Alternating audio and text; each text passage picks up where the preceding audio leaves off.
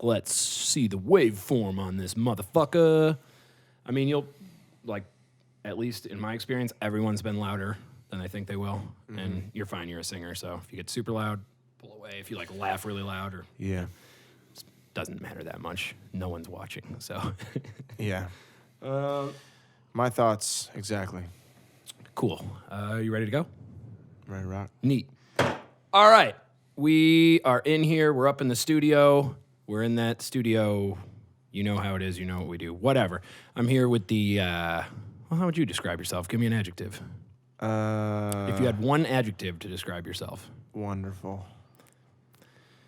I'm here with the wonderful Greg Gilman. Gregory Gilman. How you doing, buddy? That makes my name sound a little bit more wonderful. Yeah, Gilman is so boring. Yeah, Gilman's definitely not wonderful. What is Gilman? Or maybe Gilman's wonderful and Gilman is exquisite. Gilman might be exquisite. What is Gilman as a last name? I don't know, man. What are you? True story. I thought for some reason my dad told me we were from Poland, our ancestors. Okay. When I was a little kid. That's cool. I'm pretty sure he told me this. And so I had this in my head, and it was like Christmas, buy your parents like a Christmas thing at school. And there was like these like Santas from Poland, or this ornament. Polish and Santas. I gave it to him on Christmas, and he opens it up, and he's like, oh, it's a Polish Santa. And or whatever. I can't even remember the Santa. Sweet. And I was like, yeah, because we're Polish. And he's like, we are? I was like, yeah, you told me we were Polish. He's like, I never told you that. I'm like, yeah, otherwise how else would I think it? Why else do I think it? I just came up with Polish randomly. So, you don't know what you are? I'm like German, Pennsylvania Dutch, obviously. Yeah. Offspring of German. Yeah, just German white guy. I don't German white fellow. I don't put much thought into that. I never really. Neither do I, yeah, I'm just like, I'm a white American. But I know I'm an amalgam of mostly Irish, German, and Polish. I know that much. I think apparently I'm not Polish, but Not Polish. But apparently You don't look Irish. I think I'm Irish and German. That's my. I don't see any freckles. Oh, I got freckles. Oh. My siblings have more freckles than me. Can you tan? Yes. Not Irish. But my sister, for example, can't tan. So it's like I got my dad's whatever the hell my dad's side is. 'Cause I'm saying, I don't fucking care. Well, it works out for you. Yeah. Whatever, man. Cheers, dude. We got to cheers before anything. Cheers. You were doing so good on being talkative, and then you smoked the devil's lettuce, and now you're all lost in your head. I'm over talking about where I might be from with actually no information to back it up. Why? People are so interested. That's like the first thing. They see you and they want to tune in. I wonder what he is. Excuse me, sir, what race are you? Yeah, they totally don't think he's a white American or anything at all. All right, man. Well, you've started a new writer's room, something like that. Yes, you took a trip across the country. I feel like, dude, first off, we've known each other for 4 years. 4 or 5 years. Yeah. We met at the same show with Ned. Ned and Dirt. Formerly Ned and Dirt. Sorry, Party. And General Mojo's was there, too. And General Mojo's, who are still going strong. Yeah. Great music. Which is crazy. They're going to play the second anniversary of West Side Revival, actually. Oh, nice. Will have happened before this comes out, but whatever. Well, if you want to get a time machine, travel back. It'll be there.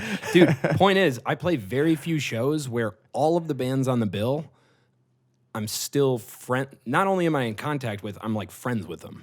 Like that never happens. Have you had any other shows like that or what? Of just like being friends with everyone on a bill? Well, you still talk to Ned and them, right?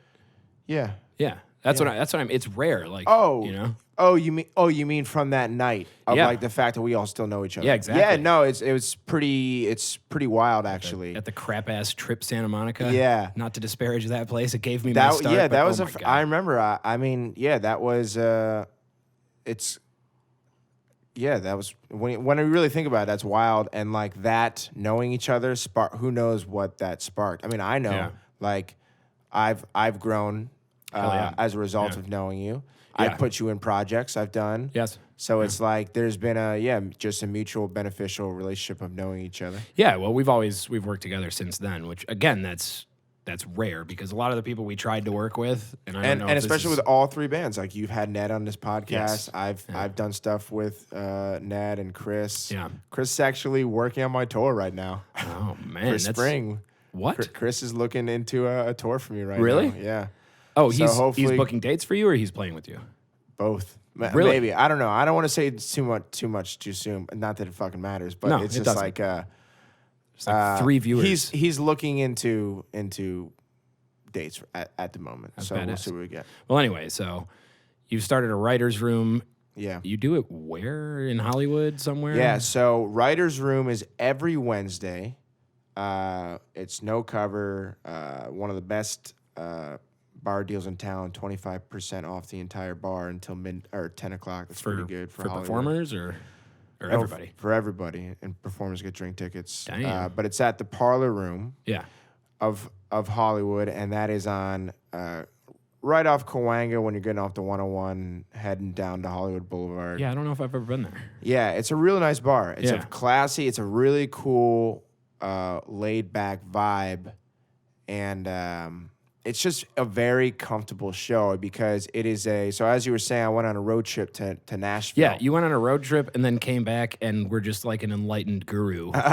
Whereas before Well- you were lost, you had lost a job, didn't know what you were doing. You came back true. and it's just like, who the hell is this guy? It's true. That really was a fucking great trip. But yeah, that. Yeah, what does Nashville style So mean? well, it's just I think that's where song rounds, the idea of the song round style performance. So Writers Room, we do it's a Nashville style writers round showcase. Yeah.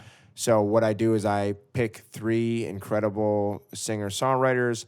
I put them on stage together, Okay. and they all go around and taking turns performing their songs.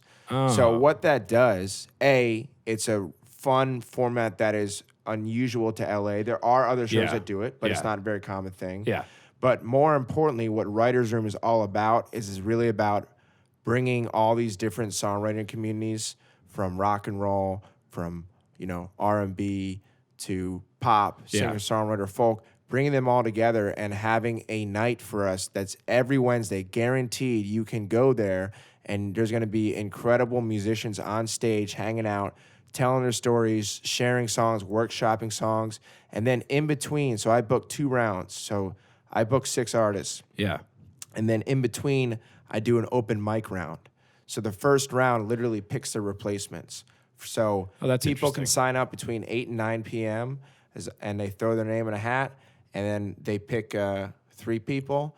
I have them play, and basically, if I give the audience a chance, if they want to hear more, I'll give them another song. Oh, that's You know great. what I mean? Yeah.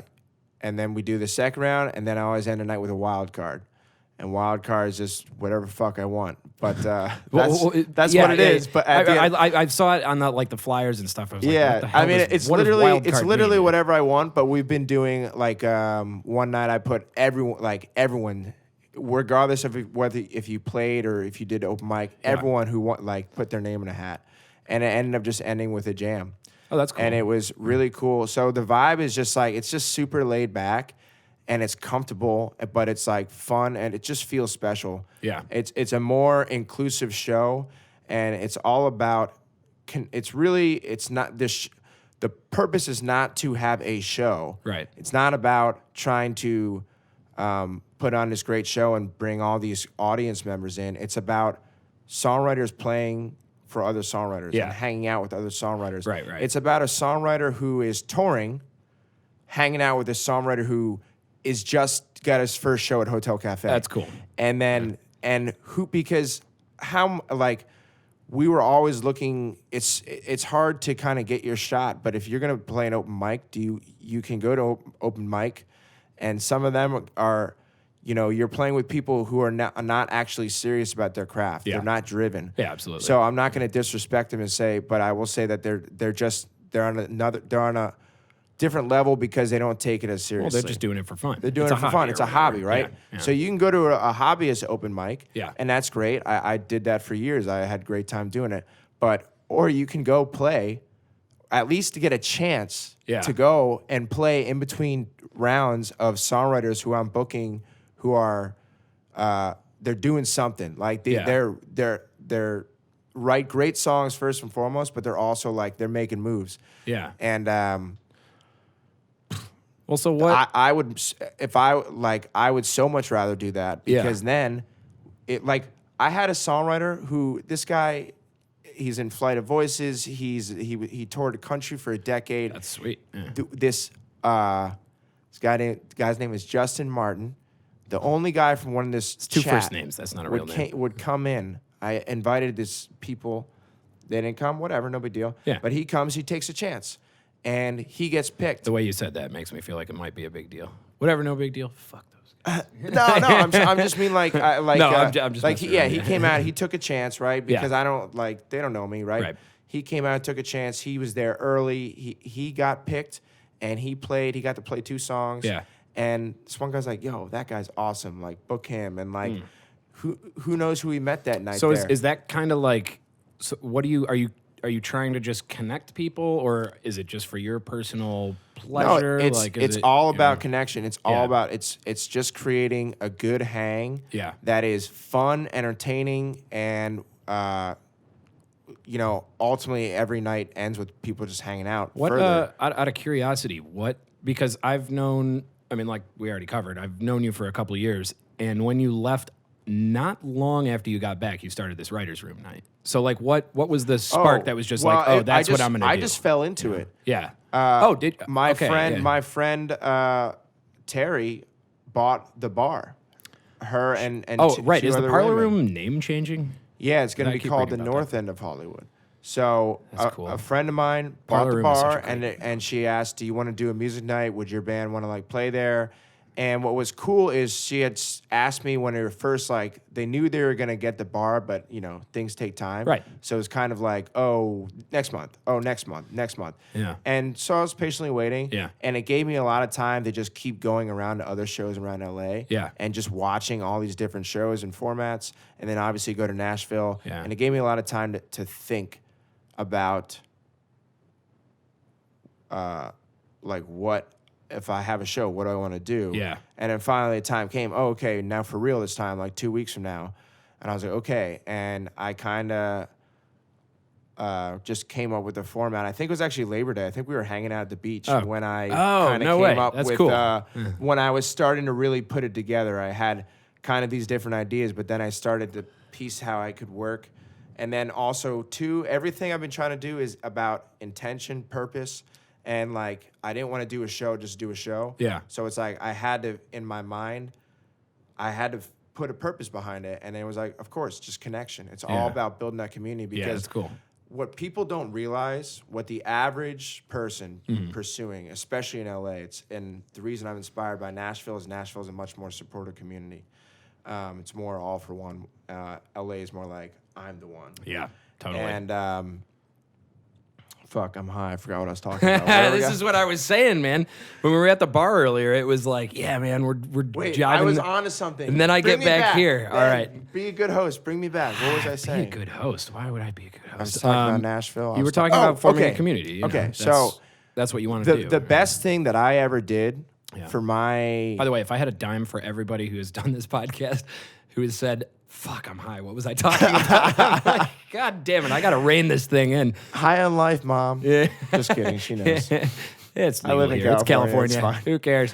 Anyway, you forming a community. Okay, Yeah. so I think the best thing that I ever did is when I stopped caring about getting on stage and started just going to hang out around the stage. Yeah. And just started to support and just started to volunteer my time and support other artists. Yeah. Because you're going to get what you give. Yeah. And the best thing you can do is know other people. But when people use the word like network, I hate it, right? It's a turnoff. Network. It's a turnoff. Like, how about you just be cool and hang and not expect anything in return? Yeah. And just meet people with no expectation.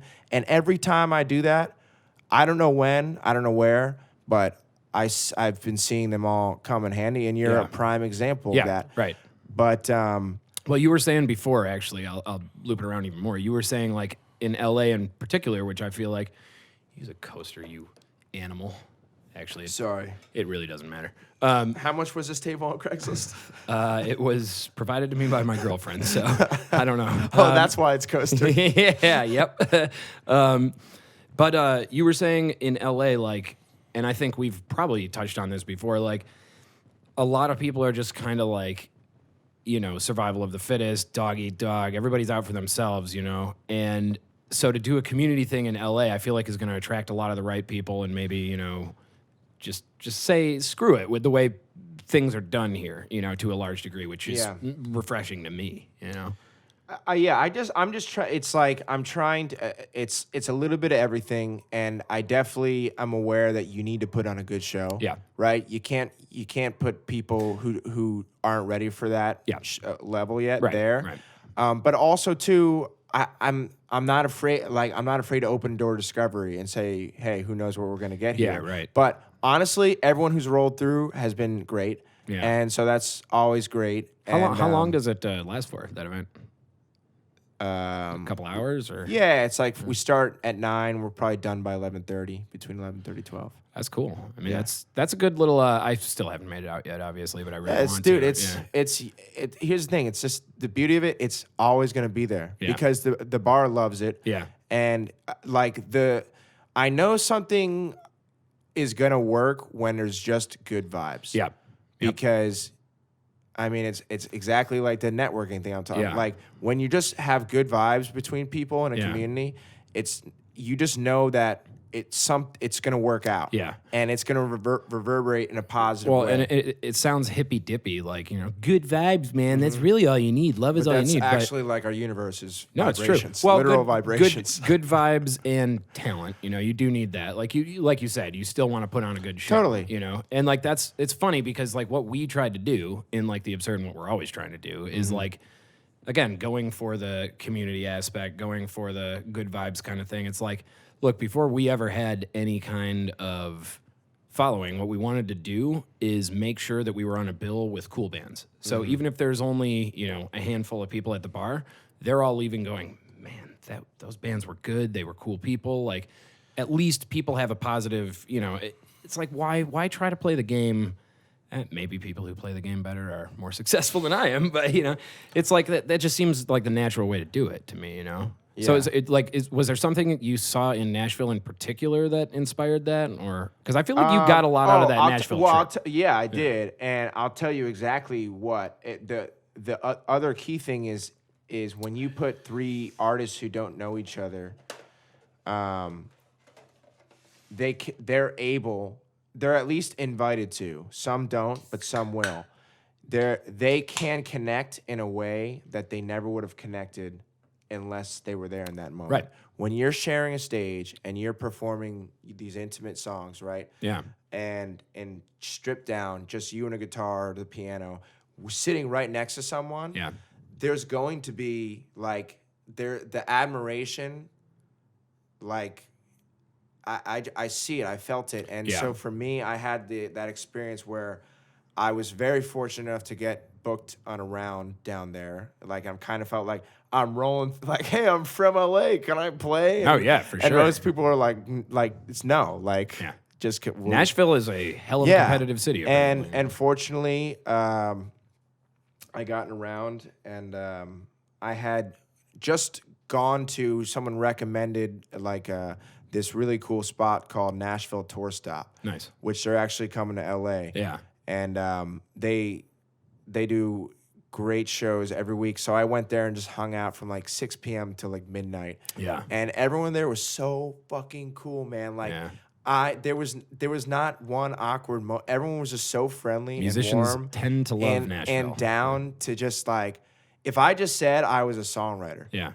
Like, one time I said I was a comedian when I was pursuing comedy, and I was actually like legit doing stand-up comedy in a job interview, and he goes, yeah, everyone thinks they're comedians. Whoa. And Okay. right, and it's like, which is I get it. But, Yeah, I get but it. I get it. But in this moment, I'd be like, yeah, I'm a songwriter from LA. Oh, cool. Right. And then they would accept it. There wasn't this like skepticism, right? There's no like, is cynicism. there like two-facedness? Because a lot of times in LA, when you're just like, yeah, I'm a Maybe, songwriter I mean, from somewhere, but people are here's like, the thing. sweet, and then they turn around. Yeah, Like, no, we this talked. guy. Here's the thing. A bunch. So what ended up happening is I was in a round with two women I had met that night. One I watched and she blew me away. And I Yeah. was like, whoa. And then I find out I'm playing in a round. Like I was like, oh, nice set. Yeah. Yeah, I'm playing this round tomorrow. Right. She's like, oh, I'm playing the same round. And it was like Nice. crazy. We just met. That's cool. But like then it was wild. I had 12 people. Yeah. 12 strangers come out to see me play. I had my Uber driver come. I had the people that I had met Nashville Tour stop. Yeah. I had like a friend of a friend. Like it was crazy. It's just like I felt it was like here I am, just stranger rolls into town. Yeah. And then they come out and see me play, and it just like blew like my mind that I was like, wow, I just got more people to come see me play solo than I do if I play solo in LA. Like maybe 3, 4 people, 5 people. Maybe. come out. Maybe, And by the way. I don't care. Yeah. Like I'm not trying to shame anyone here. It's Yeah. like whatever. Life's busy. But it was really an amazing experience, and it just Yeah. gave me a lot of confidence. But it also like made me realize that confidence boost that I got was because of that supportive community. Right. And so it's like, yeah, I would love to provide that experience for people who who can't go to Nashville, but also too, I want it to be a bridge to Nashville. Yeah. In a sense where, now if people spreading the word, hey, if you're going to LA, you should play. Totally. I already have a Nashville artist coming in Totally. January because Yeah. NAMM. That's great. And it's like, I want to, ideally, I would like to have one touring artist a night, if That would be not really in cool. one round. That would be really Or cool. like a wild card. Yeah. Oh, this band's rolling through. They're going to close Yeah. out a half an hour set. Right.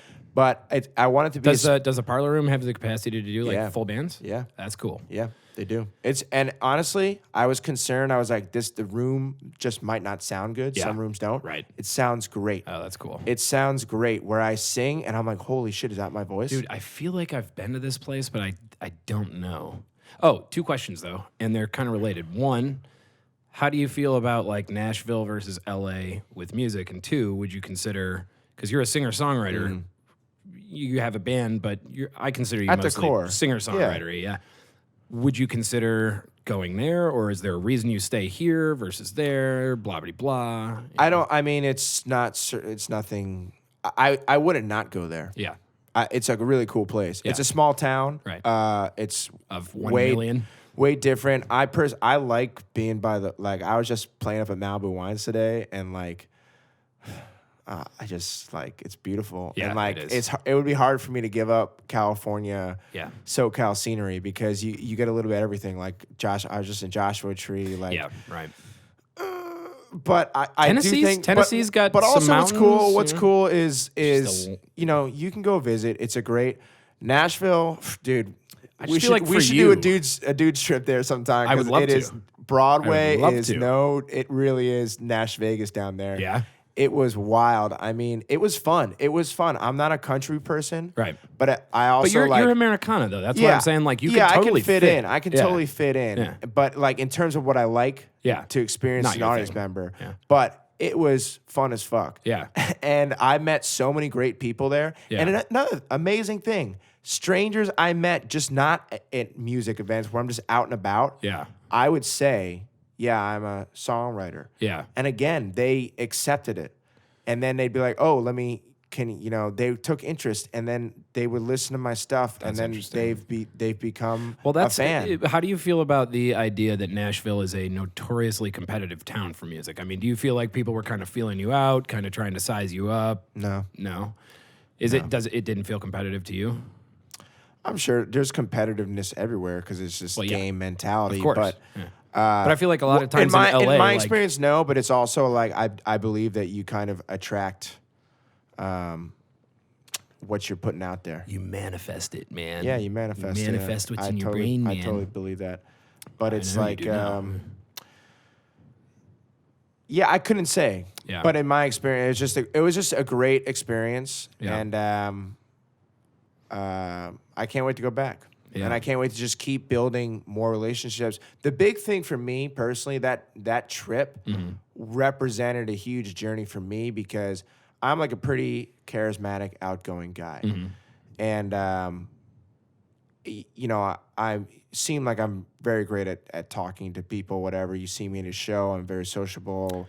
Whatever you want to say about yourself, man. I mean, but I'm the might fucking believe man. that. I'm the shit. I can suck my own dick. Call me arrogant. I'm kidding. But I had a lot of trouble just being by myself and talking to strangers. I had a lot of confidence issues. Everybody with that. does. Everybody does. Yeah. So I really, this whole year has been just a challenge to myself of just getting out around LA and meeting new scenes, right? Just losing that whatever was holding me back from like, hey, great, you know, just going for it. Yeah. And I went, and then I drove across the country by myself. Yeah. And so I was 3 weeks on the road. Yeah. And especially going to Nashville, I knew one guy there, my friend Jason Haig, who's a producer and mixer down there. That 3 weeks on the road, was it to play music in different places, or was it just like, it look, was, I need to take a load off? I was going to help my mom do move. a soul search. Oh, okay, right. So right, there right. was like there was a mission, but it was one of those things where I was like, I didn't have to go. You're not Pittsburgh. You're Philly, kind Philly of, right? area. From Philly. Yeah, my mom was like, "Why are you doing this?" I was like, "Cause I mean, I want to." Like, Well, but it worked out with your it. life, right? You needed. Yeah, to, but I was like, "Yeah, I'm just gonna make a huge trip out of it," Yeah. and I was like, "Yeah, I'll go to Nashville." And it was just like, I was there. I stayed in a hostel. I was there by myself, and I was just like, I knew if I need to whatever. I can't have anything hold me back. I mean, honestly, and I would like to raise a glass to that because that's fucking awesome, dude. Thank you. It really is. Yeah. That's kind of like it just gave me the bard, so much troubadour kind of thing, you know? Yeah, and it also opened my eyes that I really do love being on the road. I like driving. I like being in cars. I like tour. I like meeting new people. I like playing different places. And it also made me go, I don't even need the band. I can go by myself. This was fun. People. No offense, guys, but he doesn't need you. I would like you. I would prefer to have you with me. Just can't afford to pay that much. But I played a show in Kansas City. It was like 50 people. Well, and it was awesome. That's amazing. And with your style of music and what you do, you can get away with touring as you and just go to small to mid-size kind of venues. And I mean, dude, I really do feel this way. You're an amazing songwriter. Thank you. And it's only getting better. And it continues to get better, which is great because I hate when I'm like, you were an amazing songwriter. And then whatever you started doing. Like you. Yeah. And like you used to be cool. No, man. dude, since I've known you, I mean, dude, there have been a couple songs you've written where like I always thought you were a good songwriter. But then I think it was Carrie's song, maybe, where I was just like, fuck, that is a really good song. And then that dude, that new one that you love, that you think is one of the best songs that you've written, I can't remember the name of it. It's sort of similar. It's along the Carrie's song vibe. I'll Let You In. That one, yes, that is an amazing song. The Monsters Lair, taking a dump in the Monsters Lair. That joke literally never gets old to me, ever. As he would say it as I'm on stage, and I start laughing. I think taking a dump in the Monsters Lair. Dude, that's an incredible song, which actually does bring up. So your background is, I don't know what you were doing in media, but you seem to be one of the musicians who, not only are you a unique talent at the songwriting, honestly, your voice is right on point. You are one of the best singers I've seen live. Cool. Thank you. Yeah, which is good because you're not that great of a guitarist. So don't get you're a rhythm guitarist. Just be like, dude, I'm a righty. You know, like I like to play chords. No, exactly. I'll throw some little riffs I'm just giving you shit. You are great. But you are a musician who very well understands marketing and how to grab people's attention, especially in the internet and sort of media sphere. And I guess that's informed by whatever the hell you were doing before this, which was some kind of digital. I was like a entertainment. I don't like to use the word journalist because I was writing mostly bullshit. When you were working for I was like entertainment, digital media. Pop culture, writing, blogging. I mean, it's not journalism. I did editing. I went the whole spectrum. I ended as managing editor. Yeah. at a really big site. Yeah. I don't want to say the name if that's cool. I was about to say it, and then I'm like, I No, think let's he not doesn't leave want it me to out. say it. Yeah. And I could bleep it. I was managing editor because they were offering me this job, and Yeah. I was like, no, I don't want it. Because what happened is my boss had got fired, and for some reason I was working there 20 hours a week. I was only working there because they would let me work 20 hours a week, Right. and paid me That really works. well. That works. Yeah. And then my boss who hired me got let go. And then they were like, well, let's make the guy who's working 20 hours a week Jump be up to in 60 charge. hour week. No, so it was kind of this weird thing Hey, where you like temp. I kept Get over here. I kept negotiating like different I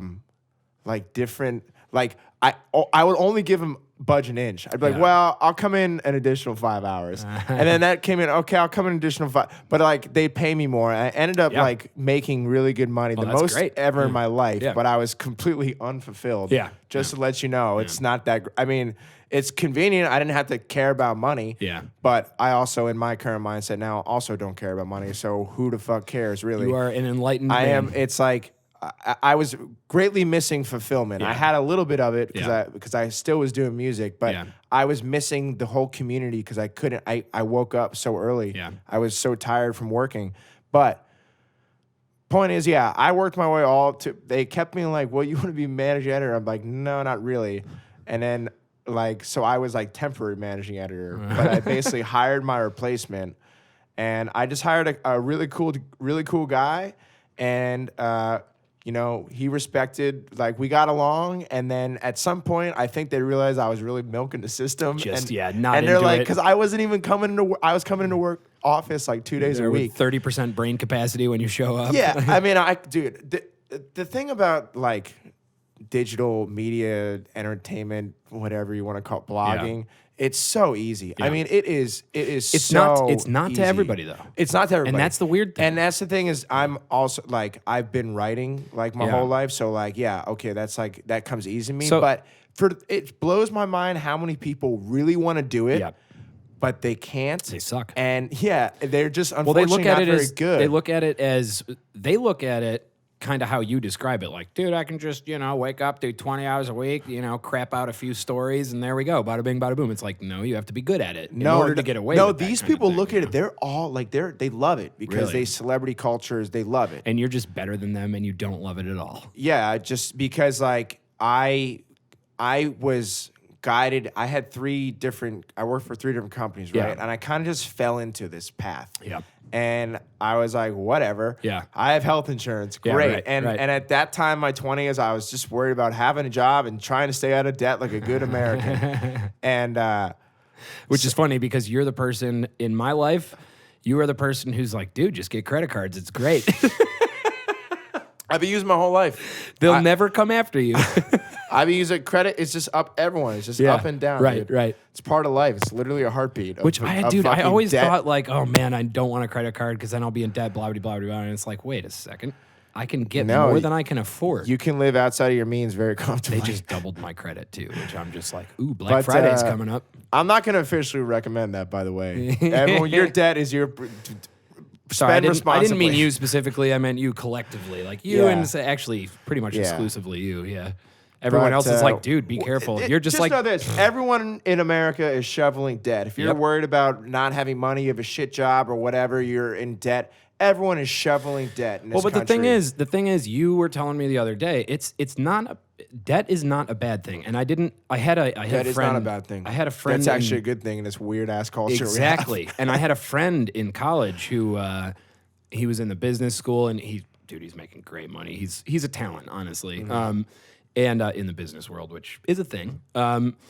And he was just trying to explain to me, he's like, no, have some debt. It's not a bad thing. And in my brain at the time, I'm like, does not compute, But now I understand, like, look, you have to view debt as like, look, it's an investment into your own future. Like you were saying, like, look, if I can get some kind of money for this kind of tour or whatever it is, well, I'm not going to do that unless I have a plan for transforming that into at least matching, but doubling, Yeah. And it's like, look, it's not going to screw you over if you have a plan in place, Well, I actually just had I'm finding that I've been racking my brain Yeah. for like business strategies, Yeah. marketing strategies, life strategies, like all this shit. Yeah. I'm finding everything is right in front of my fucking face. Right. Like it's right there the whole time, Yeah. but you have to go through the whole circle to better understand To what get you're it. doing. Yeah.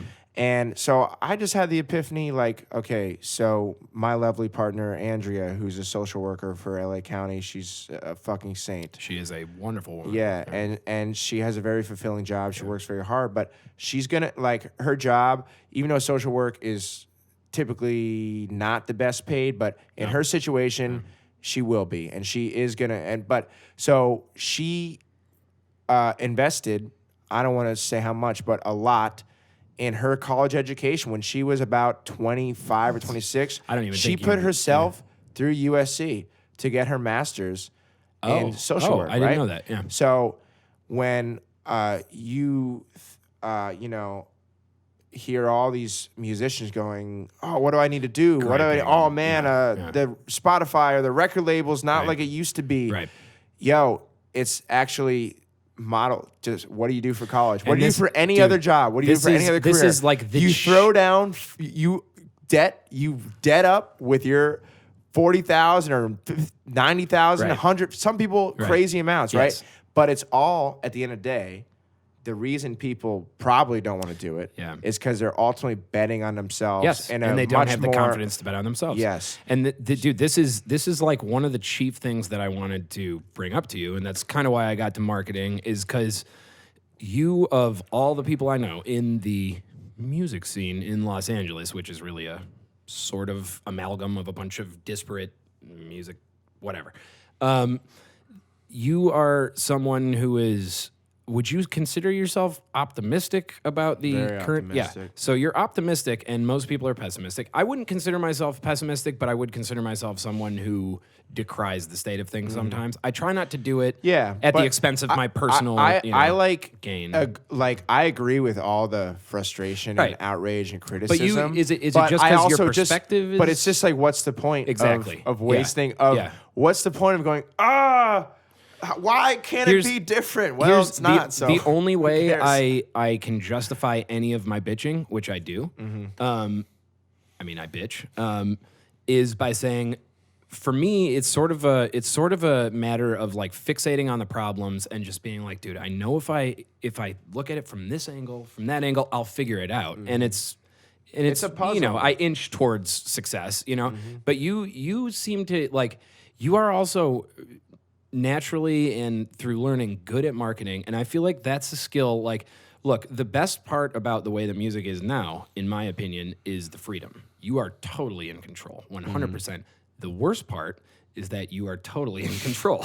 You know, like you don't have some cigar chomping. That's the best way anyone could put it. Exactly. And It's that's a the kind of double-edged duality, sword. right? And it's just like, I choose to see that as a beautiful thing because at the end of the day, the second part you're saying, the only thing that's driving that is fear. Right. Because ultimately what really matters is your first statement that you have full control. Yeah. So you can hire your own team. Yeah. Dude, you can get interns. Yeah. You're a working band. You're Right. playing around every club in LA. Right. If an intern wants to actually if somebody is studying the music in music school wants to actually understand the business, work with an independent artist.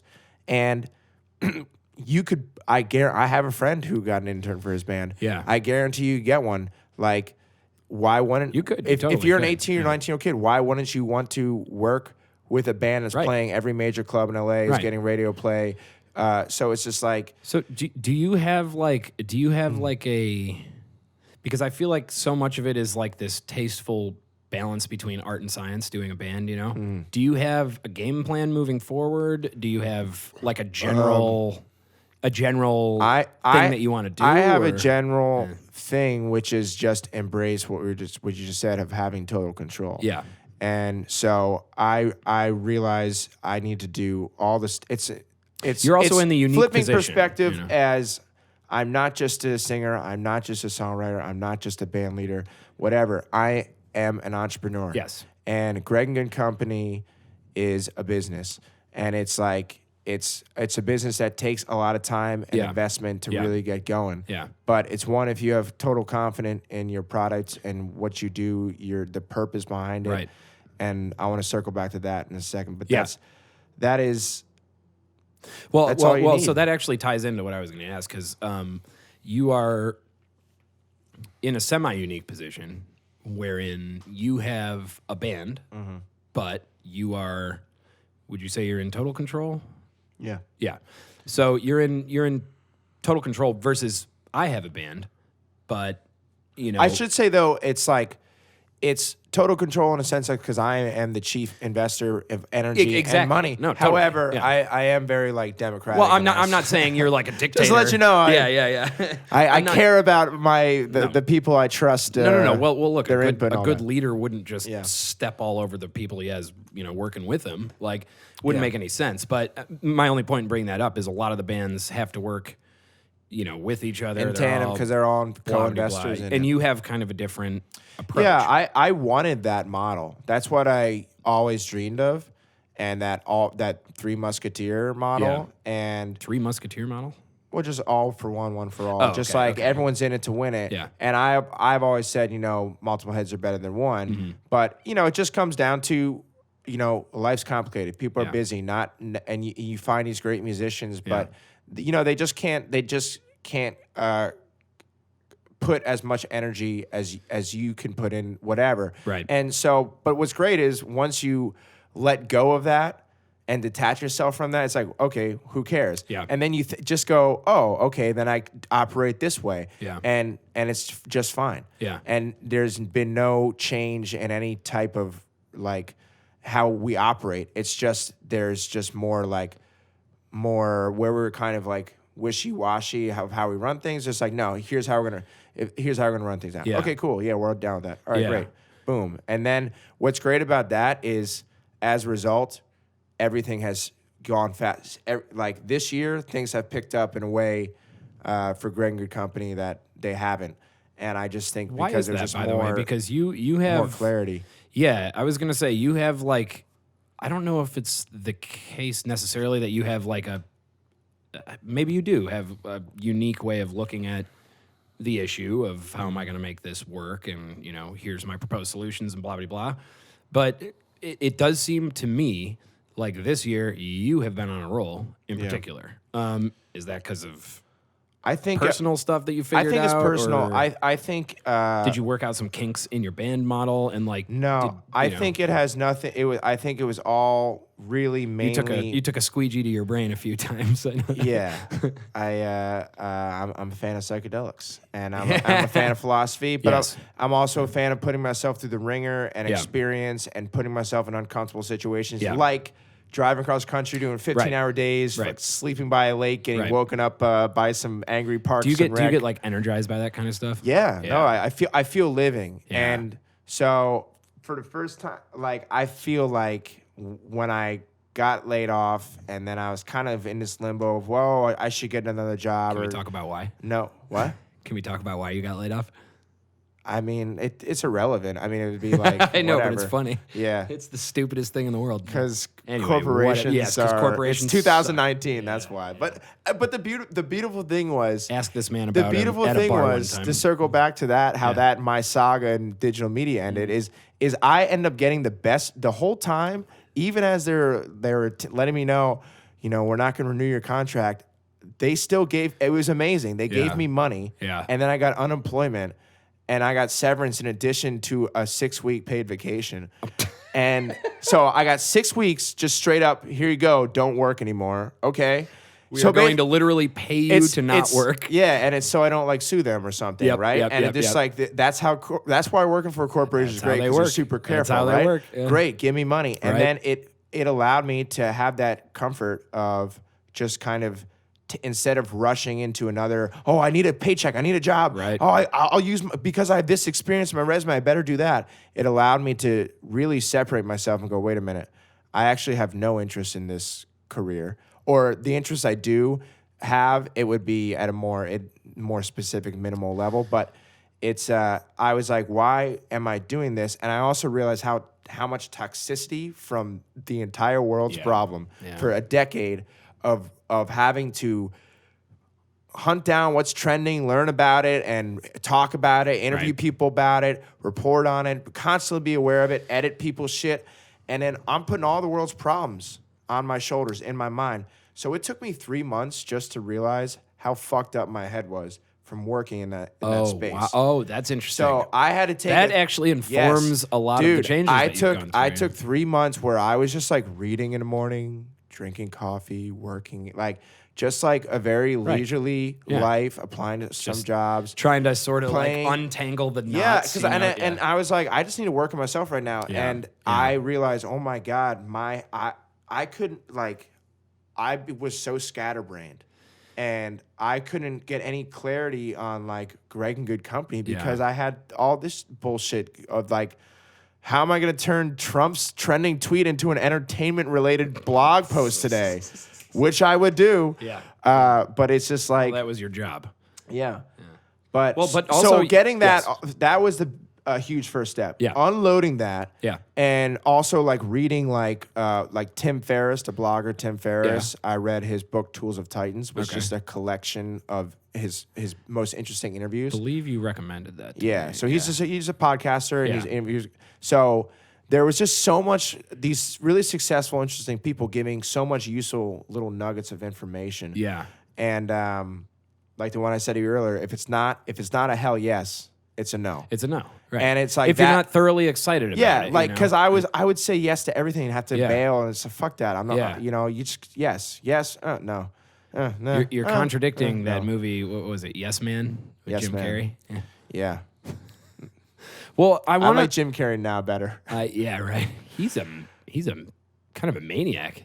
I love him. Yeah, I think he's like a mystic in the making, man. He is a nut. Yeah, I really like him. His mind, the way he thinks about stuff is really. I'm like kind of like. He's always. I have like you ever that seen? Stuff a lot.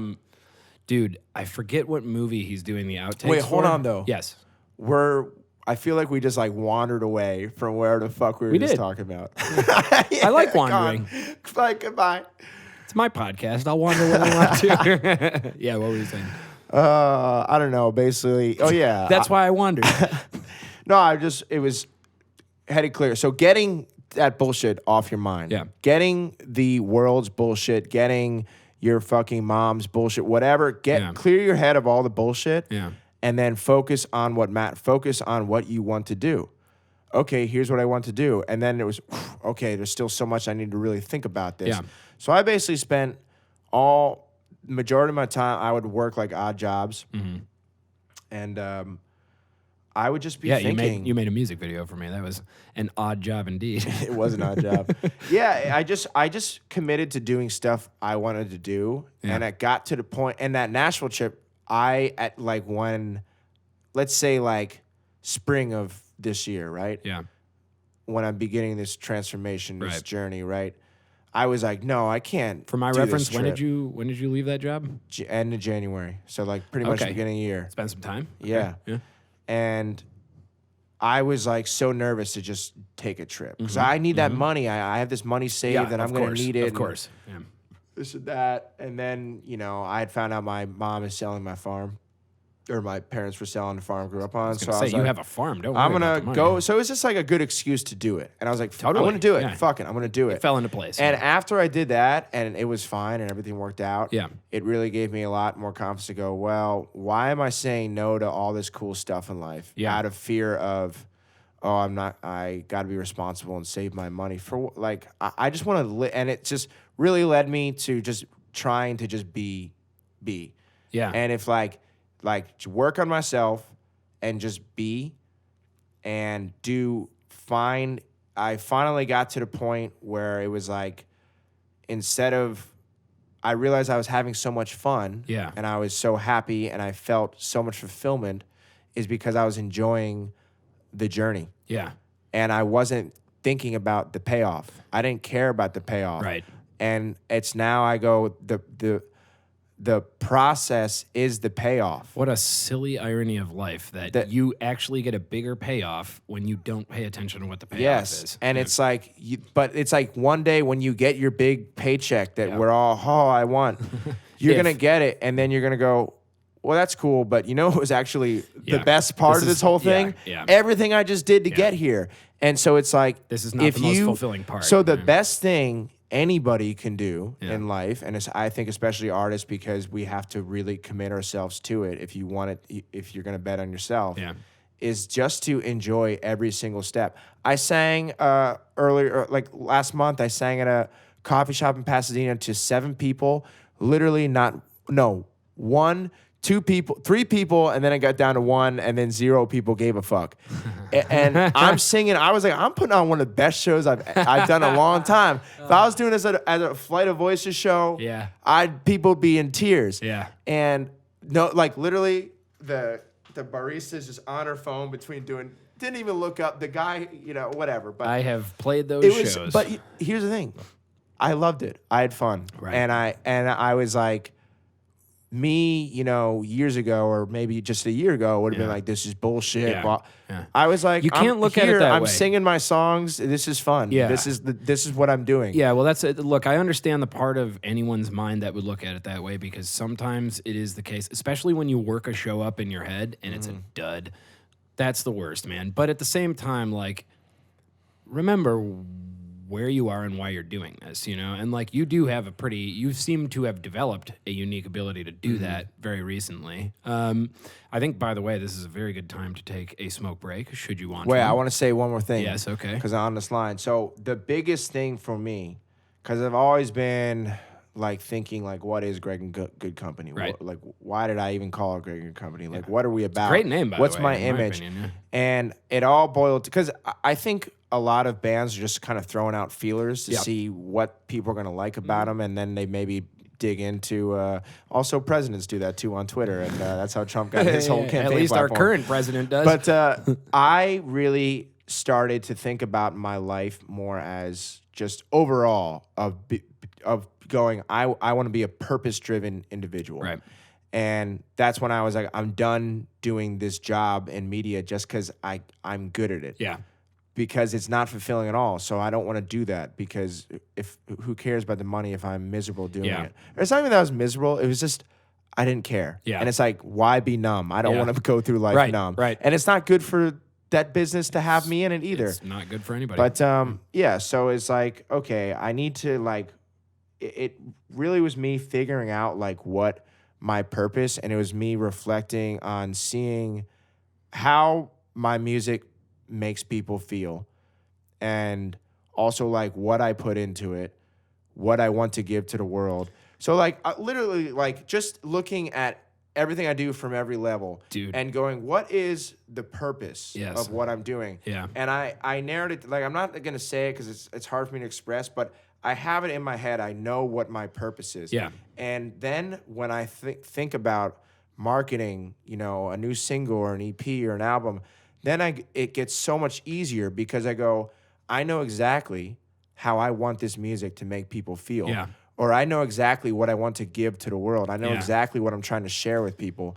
And then you let all of your marketing be informed by that intention. yeah. And that gives you a hell of an advantage than going, well, we have a new single and Right. it's catchy and fun Yeah, and it's yeah, great. yeah. What are we gonna do? And that's where I've been at for the last 4 years. you are particularly good at addressing things from that angle. And so now I'll ask, because I definitely want to delve into you as a marketeer and sort of, your understanding of yourself as an entrepreneur. Do you want to take a break? Or Yeah, don't let's you? smoke. Yeah? All right. All right. Well, we don't have to take a break to smoke, but we should take a smoke break because I do have to pee-pee. All right. Let's take a pee-pee Yeah? smoke break. Let's take a small break. All right. We're gonna... What song? But are I we gonna know play? that Carrie's you're song? wrong. I think Carrie's song. Yeah, that song's amazing. All right, we'll be back. Told me to sing when I wrote my first songs. You watched me on stage and I watched you sing along. So I owe you this thing, though I could write it down. I'd rather sing about it out loud, 'cause you need to hear how you made me feel proud. You told me to sing, told me to sing, when nobody else did. You listening. You told me to sing. You told me to sing. So I'll sing for you now.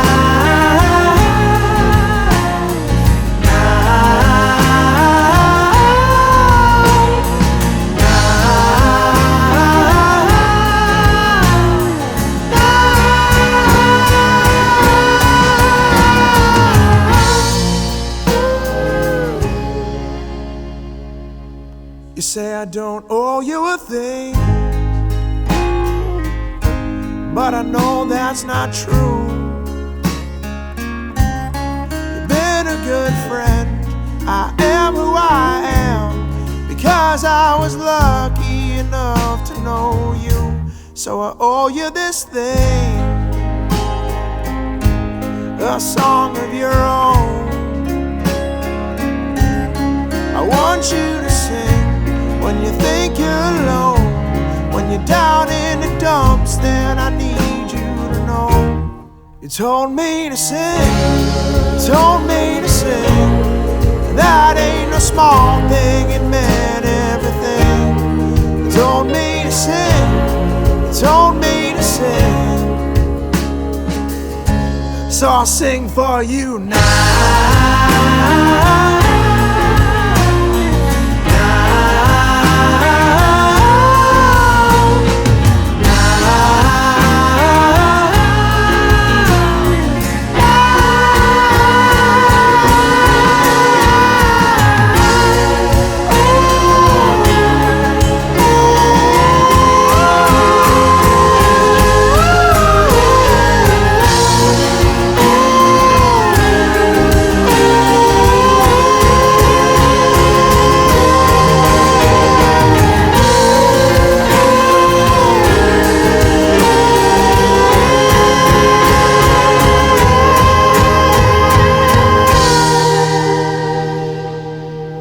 You told me to sing, you told me to sing when nobody else did. You listening. You told me to sing, you told me to sing. And so I'll sing for you now.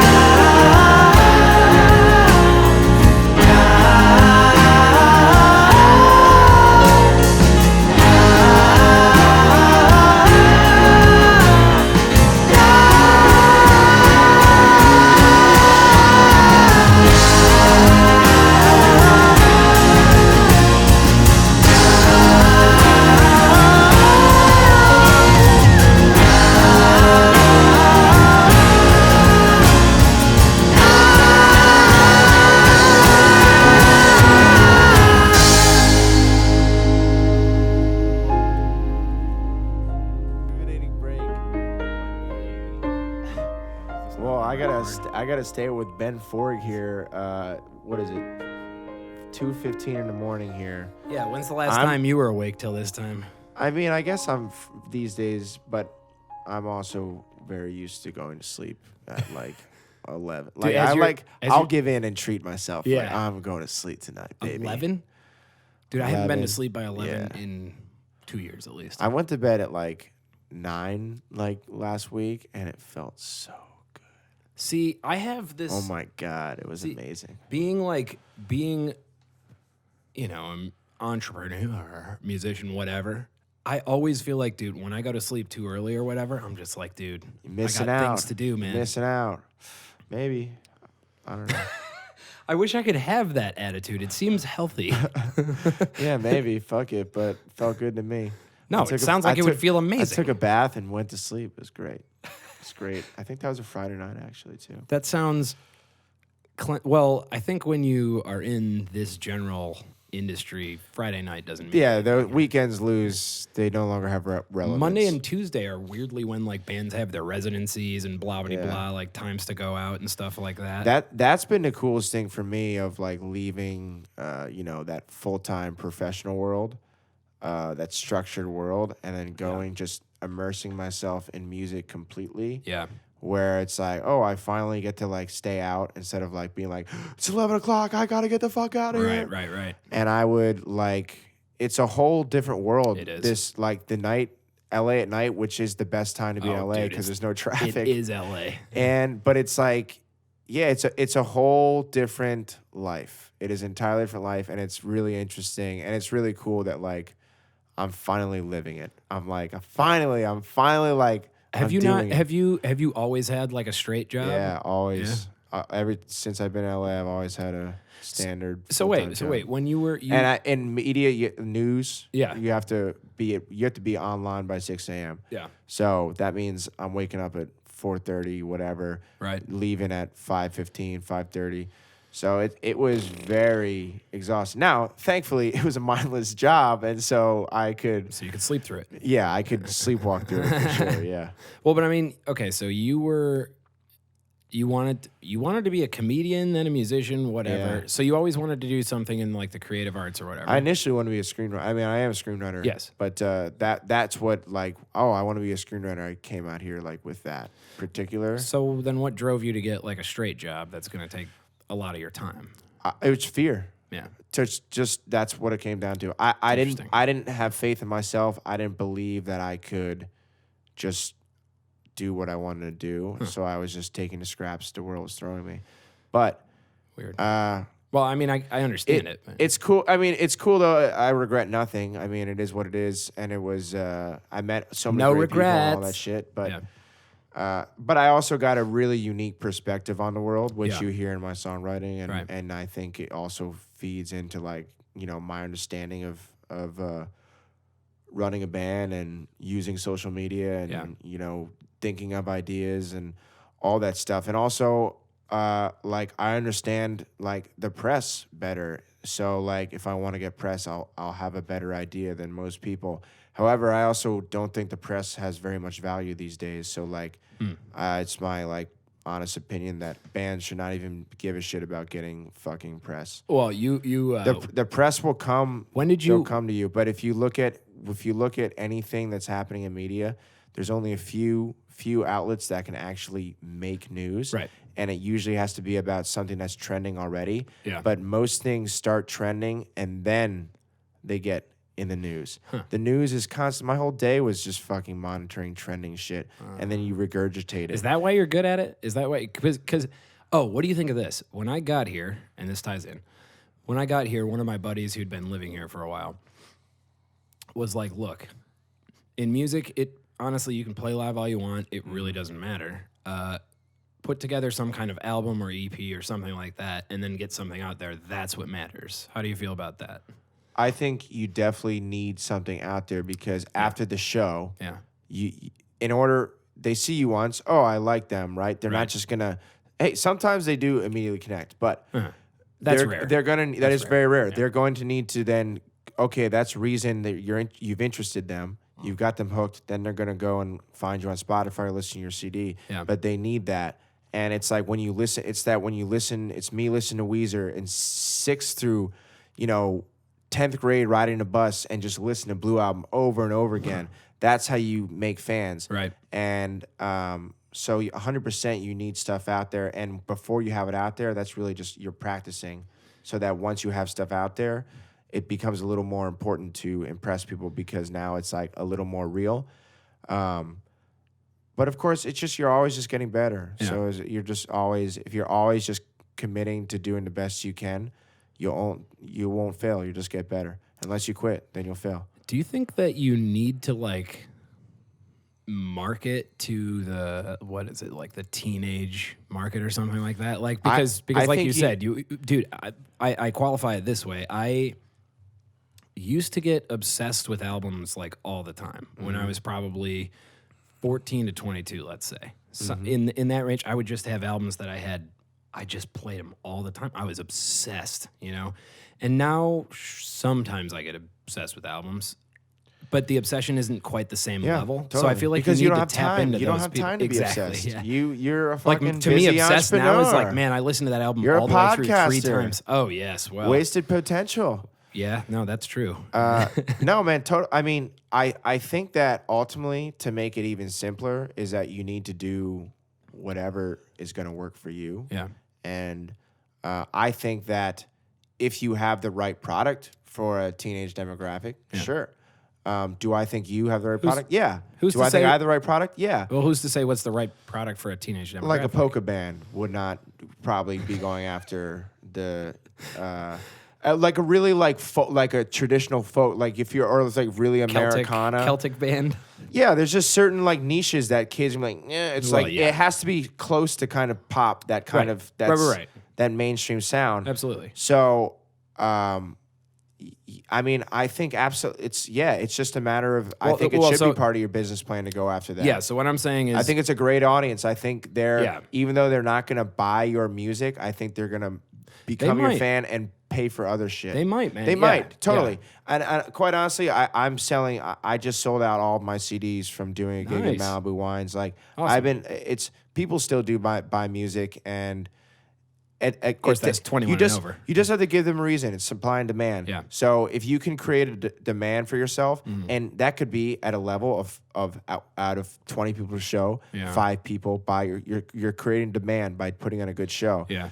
But the thing is when you just go from A to Z, which is when we all started, we're all thinking, okay, I'm a nobody. How do I become Rage Against the Machine?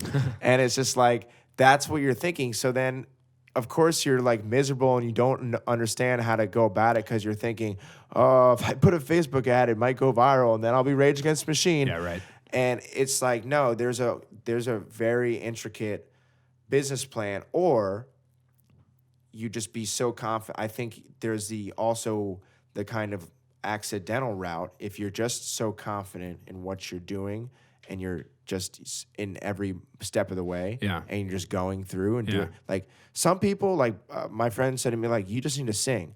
And I'm actually seeing that where I'm literally singing to people with no amplification, Yeah. just my guitar, and they're giving me more. I'm connecting with them more than I've ever connected with someone with a full band. Oh, for sure. So I'm like, wow, that was the best advice. Kev O'Brien of Mechanical Roots is like, yo, you just need to sing, man. Just need to sing. I'm like, yeah, that's an interesting thought. That sounds like I'll keep thinking about that, Yeah. Kev. Idiots. I just need to sing.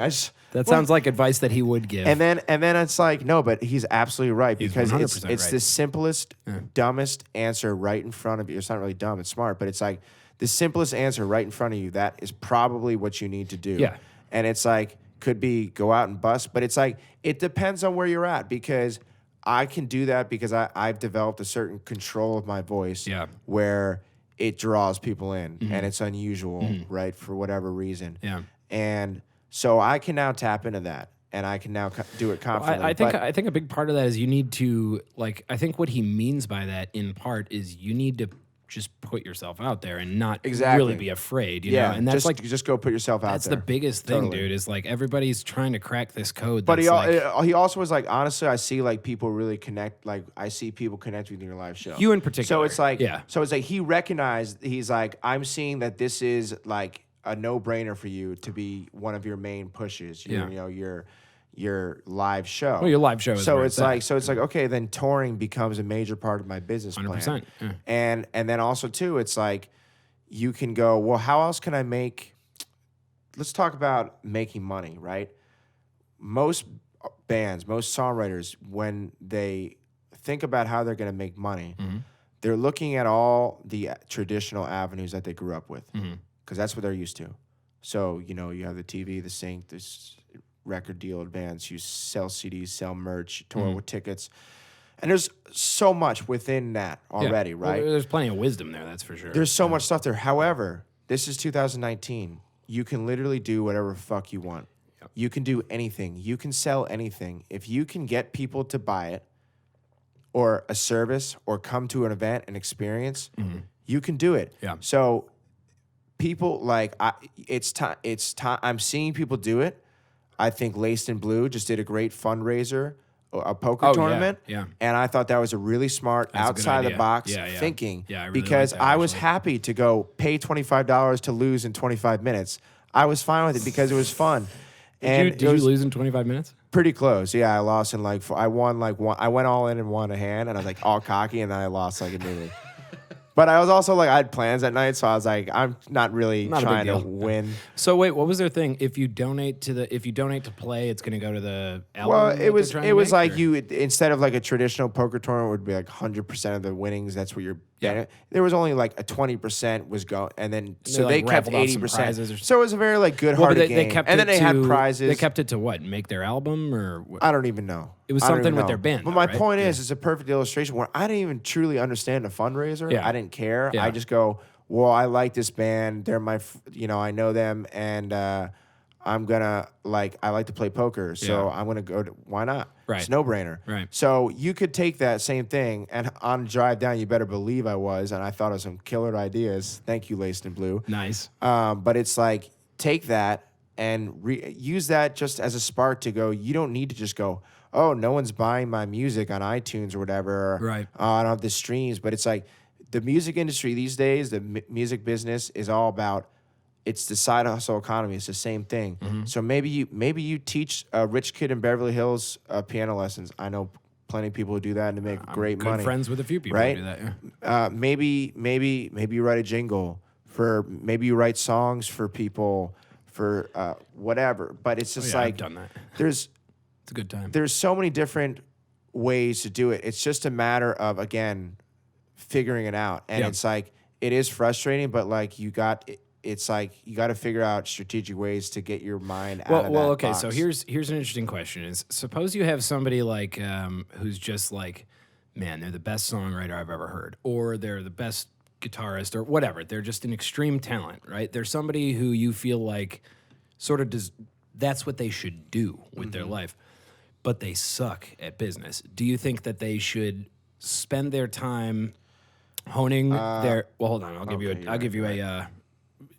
Well, there's other answers too, but do you think it would be more effective for them to spend their time trying to get good at the business end, or is there some other avenue? Like, are there people that they can go to? Like, because that seems to be the difference. Is now musicians are the entrepreneurs versus before musicians paired up with the business people, and it was more like a team thing or whatever. I think I know there are certainly still places to go. You can certainly try to find a manager, get you build your team, right? Booking agent, your fucking A&R if you're on a label, whatever. But again, I think it just kind of comes down. So yeah, if they're like, I suck at business, well then yeah, they better address that. Yeah. And it's up to them how they want to address it, I Yeah. guess. Yeah. Yeah, it's such a customizable thing, and Do you it's think- so dependent on everything. And again, like, what is your purpose? Yeah. What is your purpose? And like maybe your purpose, like, you can simplify your purpose too. Yeah. Not every band or every songwriter or singer has to be trying to be like, I'm going to be number one. Lady Right. Gaga. I want to surpass Lady Gaga. Right. Like, you can simplify and be like, we're gonna be a band that is like trying to make this much income, but we know it's never gonna be our full-time thing. Like, you can be honest with yourself. I think a lot of people aren't honest with themselves in terms of their I agree with that. in terms of their actual interest and but investment. that's in because the game. that's because I think most people haven't. Honestly, I think most people haven't thought it through to the degree that we're thinking it through right now, which is we're both generally entrepreneurial-minded people who have a drive to get what we want out of life. So, Yeah, because it's larger. It's larger than what we do. We want to get what we want out of life, and this is just what we want. Yeah, but it's totally. like, and we feel this is our purpose, and we're driven to do it. yeah, and I one of my favorite songwriters of all time, Cass McCombs. I think I might have showed you him, but it was a while ago. I'll show you him again. He's an amazing songwriter. He has literally sacrificed everything to be a songwriter. I mean, he was signed to a major label, then he was on an indie and some other indie. Basically, he's always got somebody to pair up with to release his stuff, and he's got a broadcast network, so to speak. He lived in a car for 5-10 years, or whatever the hell the lore goes.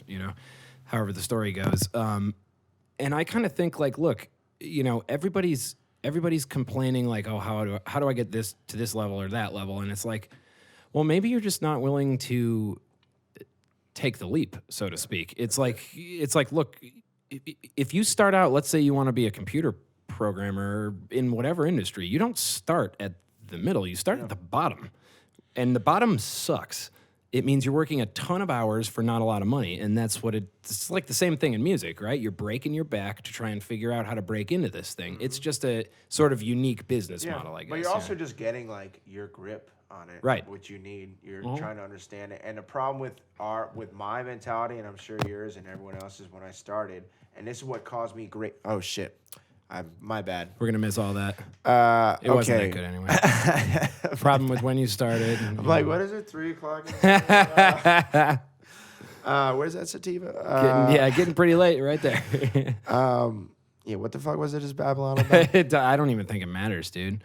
Yeah. The only thing I really wanted to ask you about was something I was already talking about, which is your proficiency with, in particular, digital marketing. Do you think that's something that you're naturally good at, or I think did you just learn from that job you had? Social media always came easy to me. I always had a lot of fun with it. Like Facebook, I always had a lot of fun with. I never took it all that seriously. Yeah. You're also you're good at like, dude, with the writer's room thing. It's like just the way you present it makes it look attractive. It's not just like, here's the writer's room. I'm doing it every Wednesday, Totally. whatever. It's like, no, writer's room, Nashville it's style, just thinking rounds. You know, like it's like, why should anyone care about this? Right. What's gonna appeal about this? Right.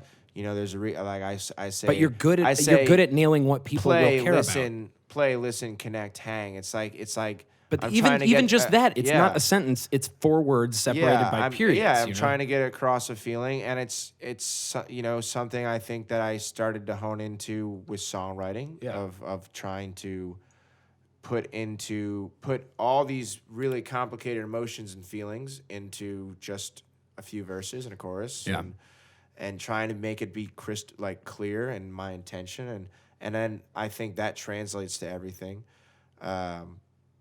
So I think that helps in all aspects of writing, and copy is writing, marketing is writing. Yeah. But I think what you're describing actually is, again, it's purpose. I thought really hard about what is the purpose of the writer's room. Yeah. And once I knew what the purpose was, I didn't have to sit around and really think all that hard about how I was going to present it. It all just kind of falls in line. It all with the falls in purpose. place. Yeah. And because I just had to think of how to communicate the purpose, how to communicate what I'm trying to get for this night to be. Yeah.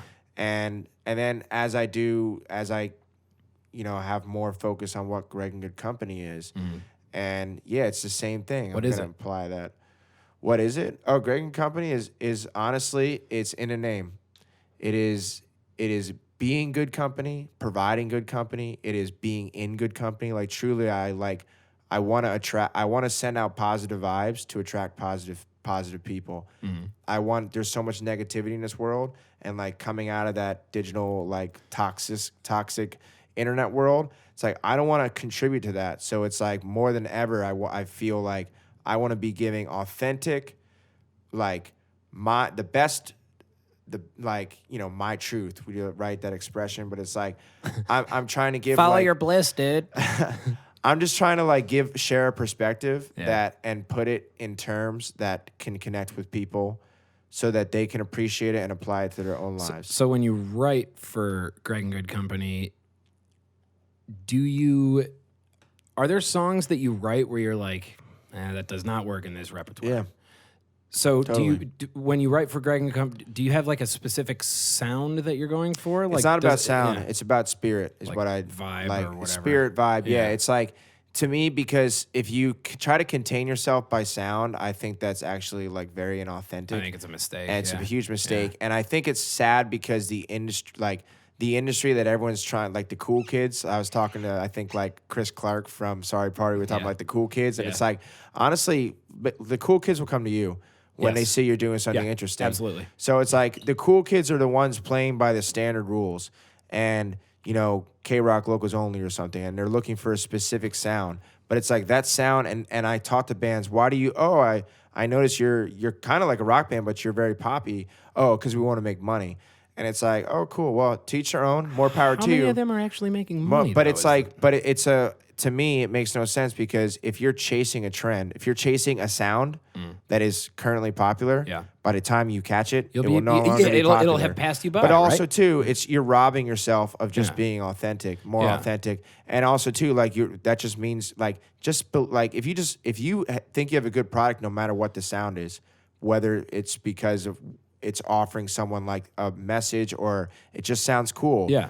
I just think sound is stupid. What's your sound? What's your sound? Like our album, American Way, is all over the place in many ways. It's there. You have a song like a really like very sincere love song. Damn sure. Yeah. You have a song called Love, which is very like upbeat country folk. It's a good album. And then you have really like punk rock stuff on there, like See Through You with me screaming at like Fox News and American Way and then we have like synthy stuff, and it's like never was I worried about in a process of, oh, I gotta have a sound. But I did get that insecurity right before I released the album. I put all the tracks together. I'm like, these are all wildly different. Dude, I remember totally you see thinking about that and talking about that. But when I gave it to people, because I gave it to like at least 20, 30 people to market test, and they gave me their top 3 tracks. I thought I was one of 3. And 27 other people? Yeah. You're not that special. God damn it. Just use you, just like I use everyone else. Got damn your feedback. you, Greg Gilman. People love the song Love. I know. But yeah, everyone actually came back, and I asked, did you feel like it was disconnected? Yeah. And they're like, honestly, I thought it was very fluid. It is actually. So there is something that, even though I feel like it's all over the place, there's something that connects it. And what I think connects it is, I think there's a certain style versus sound. Spirit. And I think there's a certain genuine there's a certain, like, I'm not afraid to sound cheesy. Yeah. Like Carrie's song is like could be a very cheesy song. That's like one of my favorite songs. And it's like, I'm not afraid to just be sincere because life's cheesier song life's too short to not say I love you to my friends or something like that. Yes. It's just like I'm gonna be like I'm totally cool being that guy. Is like, yo, it's cool to be sensitive, and it's cool to like, you know, it's cool to just be honest. Yeah, well, and that's just the thing. Say what you mean. I have like wear your heart on your sleeve. Whatever. Absolutely, yeah. That's it's just, I don't know. It also it again, it's good. And I have actually talked to a few people who are just like, yeah, I mean, it's okay. It's just a little cheesy sometimes. And I'm like, yeah, but what's wrong with that? I guess, and that's the thing that's like, I totally respect that. And I totally get that. And it's like, great. But I also think that eventually those people will, whatever, like, call it a veil, a shield, a defense that they're putting up. Eventually, when they're real with themselves, they like, because everyone, I used to be, I only listen to rock and roll. If it's not rock and roll, I ain't listen to it. Anything lighter than Slayer is for pansies. Yeah, and like I had that kind of like that, you know, macho attitude about music. Right. And then I realized a good song is a good song. Yep. And I'm like, yo, Taylor Swift, Shake It Off, great song. Call Me Maybe. It's like not in a way where it's like it's a great intellectual song. Is that the one that's I don't even Shake It Off, Shake It? I don't. It's like, it came around, I was like, actually, this is fun. It's a fun song. It's the reason I cover Britney Spears' Oops, I Did It Again. It's the reason we cover Miley Cyrus Party in the USA. Like, which is another one that it's a good song. Once I could just be comfortable with myself to admit it's totally cool that I like pop music. Right. You know what I mean? Yeah. But it sort of takes a crumbling of the veneer a little bit. Yeah, just I'm a cool song is a cool song. It's like showing vulnerability. But I will, what I do with my music is I don't want it to be pop music, because to me, pop music is not a sound. Pop music is a format. It's a structure. Yeah. It's always evolving, Yeah. but it's the chasing of that sound. Pop music is just trying to be popular, so it's mimicking whatever is popular. If you're making pop or music, trying to shift, trying to influence what is popular. Yeah. And my music, like, all I want to do is be true to myself.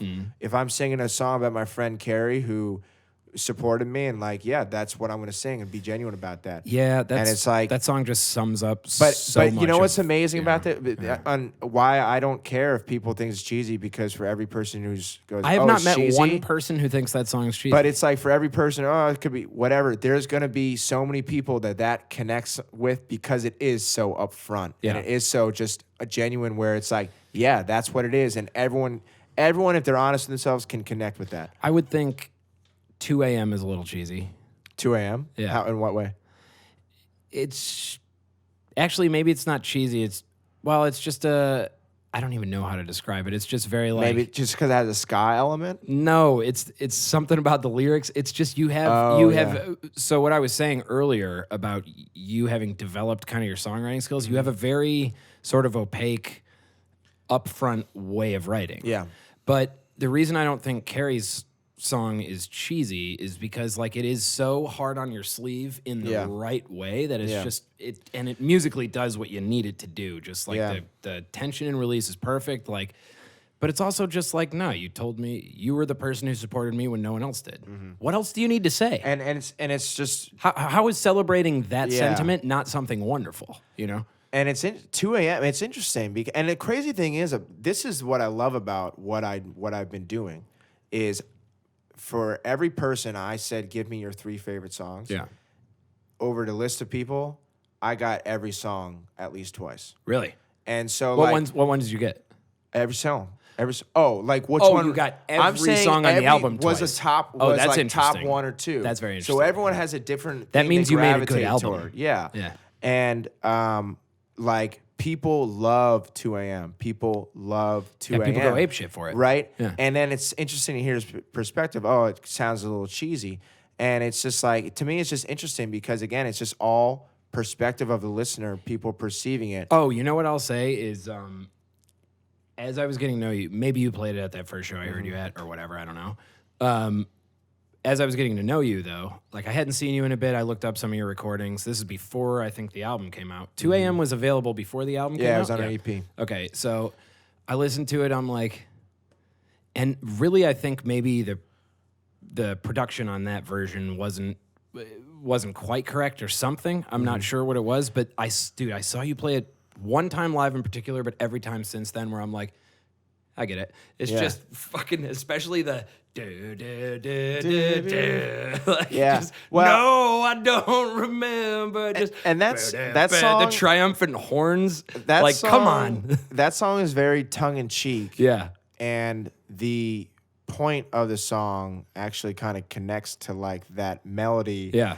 Like people think it's like a love. People think it's a love song, but 2 a.m. is How? 2 a.m. is all about how we look for love in the wrong places, and Yeah. we're just like, it's me like being like, because in college I used to always, I still have trouble remembering people's names. I'm actively trying to get better at it, but I would forget people's names. But I never cared if anyone forgot my name because Yeah. whatever. Well, who yeah, cares? who cares? What And can you expect some at 2 a.m.? people, women in particular, would get so offended, Mm. or but they would also like invite it, and they go, "Wait a minute, do you remember my name? You don't remember my name. And it's like, I can't believe you. and I got to a point where like, no, because I'm shit faced. And I'd be like, why would you expect me to remember your name? I met you at 1:30 in the morning. I am hammered.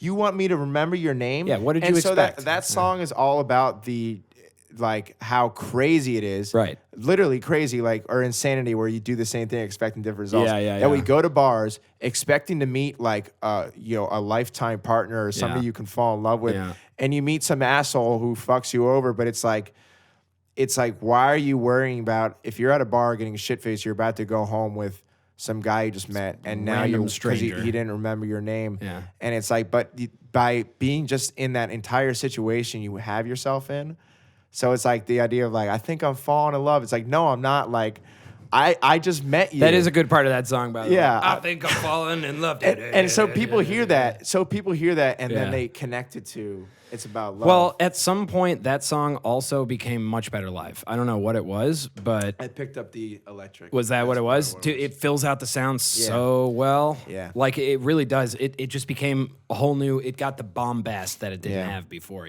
that it has on the record, but it didn't have live. But I really like. I'm so proud of that song, and I love that. Like I sent it to K-Rock, I didn't and they mean were to call like, it "It's cheesy, buddy." too funky, honky tonky, or whatever." Oh, and it's so like, what they meant was cheesy. yeah, cheesy. Yeah. but at the same time, I'm so like that. K-Rock song would not go that for that song song. makes me smile so much, and Yeah. I just think that's a great melody, and I'm really proud of that horn arrangement. And The horn arrangement, honestly, dude, that is the part I get stuck in my head. Is the do Dude, do do. that's the beauty of working with house music. Mitchell Hauser, Yeah, that is fucking wonderful. Alex Chillog does all our horns with just a trombone. Is have you talked to Mitch lately? Mitchell, excuse me. Yeah, he yeah, would be we're very working angry if on I called stuff. him Mitch. The first We're working time on stuff. he produced our first EP when we didn't know what the hell we were doing, and I remember like the first time I met him, we hung out, we had a drink, we smoked. It vibed, man. He's just one of the coolest people I have. I love ever Mitchell. met. Mitchell has informed my entire. But I go, you care if I call you Mitch? He goes, I prefer Mitchell. I'm like, okay, Mitch. Don't make me say 2 syllables. Some people are like that though. When I Some could say people- one. Some people are like, no, I need the full name. Some people are really like attached to their name. Everyone's kind of got their weird kind of quirks of what they're attached to. What the about hell, though? You themselves, don't but ask me to call you Gregory. I'm like, honestly, my neighbor calls me Gary, and I don't correct him. He's like, "Hello, Gary." I'm like, "Hey, man." Some people get really offended at that, and I never have. If people ever are just like Brad, or 'Cause he people knows mishear me. my name as Matt. Yeah, exactly. His knows who you intentions are good. It doesn't matter. He misheard my name Yeah. when we met him. The guy that we Although got the. in that case, honestly, correcting that kind of person, they won't get offended. I know, you but know, I also they'll be fine with it. I also just don't even like care. And like at some point, if our relationship evolved to where I was like more than just me walking a dog and saying hi, then at some point I would correct him. But like He's gonna write an excellent book one day, and he's gonna be like, "My neighbor Gary." No one's gonna know it's you. hey man, that's amazing. Actually, That's why I you hope that correct it. happens. Yeah. Yeah, I worked at a grocery store, and this guy called me Craig my entire time there. I worked there for like years. This deli guy, this Gary Vietnam vet. and Craig. Hey, both? Craig! Oh, Hey! jeez. I would never Yeah. correct someone with that voice because then you'd have to hear the voice more. Yeah, I've never really cared about that stuff. And No. like, It doesn't matter. The first time we were ever on the radio, 88.5 FM played Love. as in Greg. Oh, Greg Greg and Company Okay, yeah. on the radio. The DJ plays it, and we're like, yeah. And then he was like, and that was Greg in charge. And then cuts the commercial. All of our faces go. He must have done What? that kind of on And then- purpose. No, it was a complete accident. We all started bursting out how did he loud, get that? laughing. And then he comes back, and after commercial break, he's like, by the way, I meant to say it was Greg in good company. Oh, so that's pretty cool. He did correct Yeah. himself. Again, I'm talking past this mic, but No, you're good. How did Greg I don't know, Greg in charge. in charge? But now it's like a running joke, and it's I like, would love Craig to see in that charge. as like an 80s new wave, like BDSM kind of project. Just like Yeah. you show up in like a bunch of leather. Well, like, I I'm always Greg say in charge. eventually I will like go electronic, and I want to be Gerg, just Gerg. Umlaut over the U. Of no GERG. Oh, GRG. I don't know if you can put Gerg. an umlaut over the E. Fucking do it. I'll do it. Put I'll it do over there, dude. Yeah, and it'll be Gerg, and it'll be fucking rad EDM, dude. I think I can make some like I believe like. Well, this is why I think you can need do to mess anything. around with You can do production, anything. dude. Sure, but I'll get there when I get there. It's you a know what I mean? different. It's just a different art, I think. You know. I don't even know But how I got write, into dude. it. I talk to bands like how they write. Like I just write my acoustic guitar. Right. I don't even write on electric. I Yeah. just acoustic guitar. Yeah. And then I just play it a bunch of times, and then when I feel it's ready, I bring it to the band or bring it to the producer. Dude, and that's it. Remind me when that's we're done with all it this, is. your electric is on my record. Oh, nice. and- I need to hear it. Oh my god. Oh my god. Okay, so Oh my god. oh my god. Oh Oh my god. my god. Greg, look at your guitar on my record. It's so big. It really is, dude. Okay, so I couldn't use it for most songs because it's a pure hollow body and I play hard rock. And so lots of feedback. Lots of Yeah, feedback. yeah. But it's on 2 songs. The one song that it is prominent on is awesome. Brad, And it's I'll listen to it's it a clean after tone mostly. It's not. I just don't use enough in the absurd. I don't use enough like bluesy Americana crunch, which is what that guitar works with. Yeah. I tried using it with some like wicked sick like fuzz tones, and it was just like.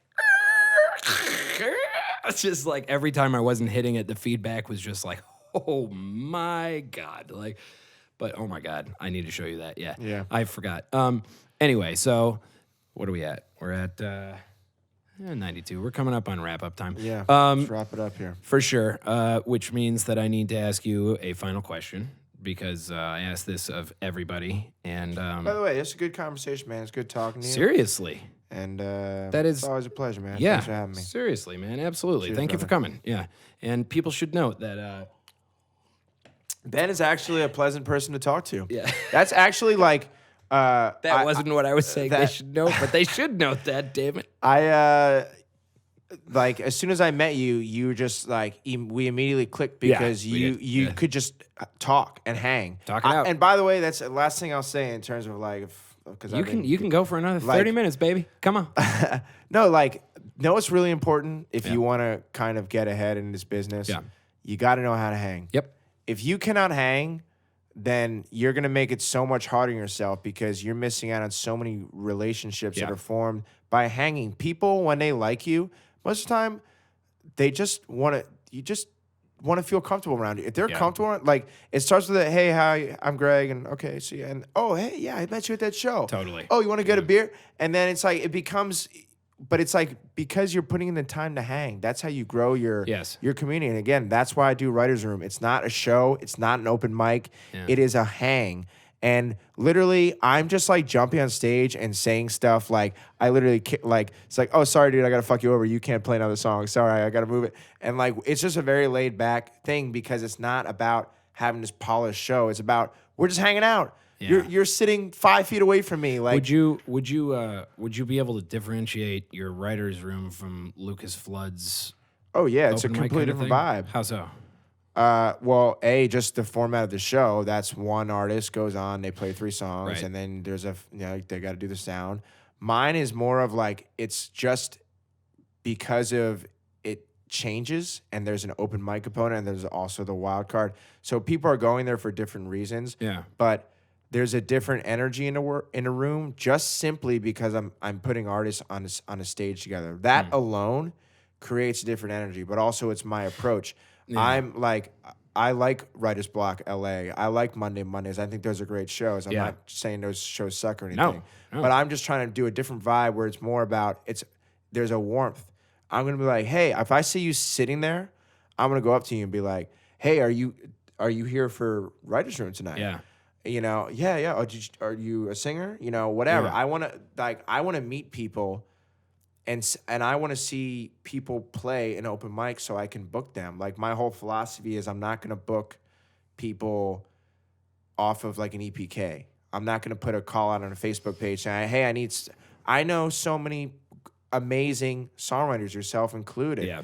And it's like, so it's like from all different sounds and areas of music. And it's like, I'm going to put up people who I've seen play, and there's other components too. Like, are they down to hang?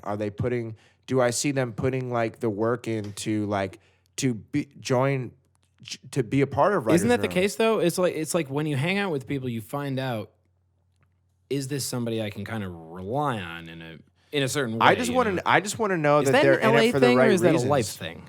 Does LA kind of amplify or magnify those things? You know, I Of feel what? like it Say kind it of again. does. It's like, look, I understand like the extreme of this would be like nepotism, where you're just like, yeah, he's my kin, so I hired him, obviously. But it's like, you know, if somebody vouches for somebody else, and you know that person who vouched for the other person, you're much more likely to take them seriously as long as their 100%. track record's great. You It's know? 100%. It's all and that's like the secret. That's how it. That's why I everything like everything in this town works. It's Yeah. all like you don't apply. It's like, oh, this guy's good. This Yeah. girl's good. Like Oh. whatever. Book this singer. It's all who you know. And so like the secret is for all of us to know each other. Yeah. And I'm not trying And not to, work against each other, by the way. yeah, and the more, again, that Nashville spirit, like support each other, Yeah. like let's like the more you Well, do and fuck that. you over when there's money on the table. I just think like when I can tell you from experience when my motivation became. Just kidding, seeing as how he didn't respond to that joke. I'm listening. When my motivation was like, I just want to give, Yeah. and it's like, I want to indoctrinate more people into that Right. philosophy, Right. because it's helped me. I've literally gone from last year being full-time job, not being supporting myself with music, to Yeah. now supporting myself Yeah, full-time that's with pretty music. sweet, dude. That's pretty sweet. And again, it's all like, fuck, man, I don't know when my next, gig's coming from, but whatever, it doesn't matter. Well, but that's the life you're living. That's I mean, the life I'm yeah. living. And I do it because of my network, because Yeah. of all the time I put into going to shows, again, without expectation. Yeah. But Yeah. by nature of the beast, I get it back. And I mean, shit's always coming out of nowhere for me, where it's like, but it's the result of something I did 6 months ago. Yeah. I've had an offer to play a college because a year after I applied. Colleges, I think, are the gold mine. And it depends. That's a whole nother conversation. Yes, but it is. yeah, so just get out there, and Well, that's to try and the attitude and community I'm trying to foster. Around I had someone ask the other day, like, why is no one coming to my shows? I'm like, man, look, I hate to be. It's somebody we both know, whose name I can't say, but I was just like, man, look, I don't want to be, an asshole, but I don't see you at other people's shows, man. And like, it's not to say that like the only way to curry favor is to do a, and that's like, not what it's about. baseless quid pro quo. Yeah. It's look, are you invested in this thing? How much can I like trust you? Like I'll definitely show up to your show, even if it's at some crappy location way far away, whatever, I'll come. If I'm available, I'll be there, and hopefully people are busy enough that they're not available too often, but often enough, It's like, look, unfortunately, if people don't see you kind of around, they're not gonna, they got other things to do. Well, it's also, when you break it down even further, I'll tell you why. It's because you're becoming a person of interest to them. Yes. Because you are out and about. Yeah, why you're is he always supporting here? them. Yeah. You're saying, Or hey, she. awesome set, whatever. And then I go, oh, are you a musician too? Yeah, I'm in Greg Good Company. Oh, yeah, you give them a card. They probably throw it away, don't look at it. Right. But you see them again. Oh, great. Eventually, they get curious, or eventually they Yeah, end you up gave going me to a that show. card I threw away. Yeah, but eventually they get curious, and then you promote your show properly, Absolutely. Yeah. and you make a video, and you do the posters and whatever, and then at some point they see it, and then they're gonna go, wow, that guy was cool, and he comes to my show, yeah, I'm gonna go out there, Right.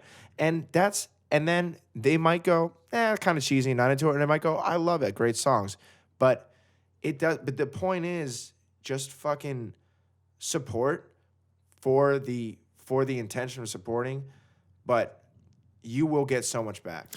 You know what's funny? I've actually you're right. But if you're only doing it to get something back, then you're going to suffer through it. Well, then So- that's so not you true. can't do it. That's not honest. Yeah, You have to do it with a genuine purpose, and then you're sending out that vibe Yeah. that people will respond in turn. People want to have you around. I mean, that kind, is I should say. part of the business. I mean, Yeah. it is just it. Yeah, and also too, you can't suck. Like you can't like Exactly. if you're like an energy vampire, if you're negative, like talking shit all the Yeah. time, like people are gonna be like, yeah, Dude, I have actually tried to I'm very sympathetic to energy vampires because I've been that before. Mm-hmm. Because at my worst, I'm not a good person. Mm-hmm. I'm just an asshole, or a depressing person or whatever. At my best, I'm pretty engaging, Mm-hmm. I've had people come up to me and be like, yo, that dude you're bringing around, like, man, what's his deal? Like, or that chick, what's up with her? I'm like, man, like I'm trying in a sense, a lot of the times when I bring those people around, it's like I'm trying to kind of, all right, jump. you're trying to give them a Swim. nudge, trying to help them. Yeah, There's like, hey, fly. there's so many great people here who want to meet you, and Yeah. they're like, fuck them, I don't Yeah. want to. Yeah, but you know what? You can't I really, I don't enjoy being around those people. Yeah. And if they're anything in tune to the moment, they will see it on my face. Yeah. But I also don't really I try not to really judge them for it. I just think it's silly on their part. I just I'm like, this is dumb for you. Like, it doesn't I don't care. I'm just not going to want to be around you. But it's your life. Live it how you want. Right. I just think it's silly for you to have this terrible attitude. Yeah. But whatever. What good is it doing for you? Yeah. So that's how I look at it. And I'm just like, well, you're gone. You've left my moment. So you're no longer in my That's life. the funny Who cares? thing. Dude, there are people who I will gladly, or if I'm around them, I have no trepidation hanging out with them. I'm just like, look, your music kind of isn't my thing, and your attitude sometimes kind of sucks, but I don't think you're a bad person. I don't dislike you at all. Yeah. And also, man, it's the weirdest thing when I'm just like, your music is not my thing. I don't think it's bad. Yeah. It's I say just that a not lot. my It's thing. just not my thing. And I mean, I've said that to you before too. Absolutely. And quite honestly, it's grown on me a lot, but it's in terms of becoming more of my thing. But it's it's not. We do very different things. Well, no, so it's stylized. Yeah, It totally, is. Yeah. absolutely. Yeah. But it's so it's hard. You can't really be too confident giving feedback in something that you don't traditionally care about. That's why I would ask you for feedback, is because I know you're somebody I can trust. So it's Because I'm gonna give you my on it. Here's just my thoughts. exactly, and I Yeah. know this shit isn't your thing, so you'll just be like, there's some people here's what I like and don't like. There's some Fuck people it. you can't ask for feedback. Yeah, or absolutely. Or you know Absolutely. if they ask for feedback, you just gotta be. It's great. Have you It's great. had to tell anybody dude, look, when they're like, so what'd you think? You came to the show, and it's just I like you, man, but man, that was not good. I will say I will say one incident for writing where a roommate gave me, was telling me his novel he was writing. I was like, yeah, sure, I'll read it. Sounds great. And at this point, I had I was working with big actual producers on a screenplay and whatnot, and I started reading it, and it was so dense and bad. I mean, I wrote that fucker up. I mean, I wrote notes all over that thing, and I got 9 pages in and said, hey man, look, I think you got a really cool concept here, but I can't get. This is the furthest There I is could get. no way I can read anymore. Yeah, I was like, there's a lot of issues you got going on here, and I was just very honest with him. How'd that person react? Oh, he hated me. Oh. Then it was he never liked me again. but you after gotta that. be willing to separate who cares? that. Who cares? I mean, whatever. That's again. I think I told you. I literally said this to somebody I work with when Yeah. they got mad at me for something. This is a you problem. Yes. This is a you problem. Yes. Why are you saying that because you're upset because I just said something truthful? Right. And you're acting like I'm being a meanie. Right. But it's no, this is a you problem of not knowing how to handle big meanie weenie. how Greg Gilman. knowing how to handle just honesty is Yeah. what it comes down Yeah. to. And it's just I think that's so much. You can look at what someone's saying to you and you can go, that is a you problem. It has nothing to do. You're all this, whatever you're projecting me has nothing to do with me. And it's that's cool, or that sucks you feel that way. But again, you're making yourself feel that way. You choose to feel that way. That's what it comes down to. Shitty thing is when you point that out or try to find a artful way to point that out, and it doesn't end the conversation. It's just oh, now what do I do? It's look, I know this is a you problem. If I walk away, you're gonna hate me forever. Well, which you is can't, usually what you I do. can't even. I mean, I learned that you can't say that to someone because they can't. I mean, I probably still will. Well, if but it's someone who's blind to the idea that they have a you problem, saying that ain't gonna help. it's not going to help, and that's what I've learned, and that's my big shift now, leaving the media and seeing how people interact on Twitter and the cynicism, and it's the bullshit I'm for change, and they can't even change themselves, and it's I really actually go, okay, you really do need to lead with compassion, and you need to lead with, how do you expect to change someone if you're just yelling at them? Yeah. How do you expect to get someone on your side if I'm just telling you you're an idiot? Right. So I need to be willing with someone who has any fundamental point of view difference. I need to sit down with them and I need to hang out with them, because if I actually want to change if I think I'm a more positive person that I can, if I actually want to be a positive impact on them, Yeah. well, then I need to be around them. So if I'm sitting there going, well, for example, yeah, they voted for Trump. Well, I better not hang out with them, whatever.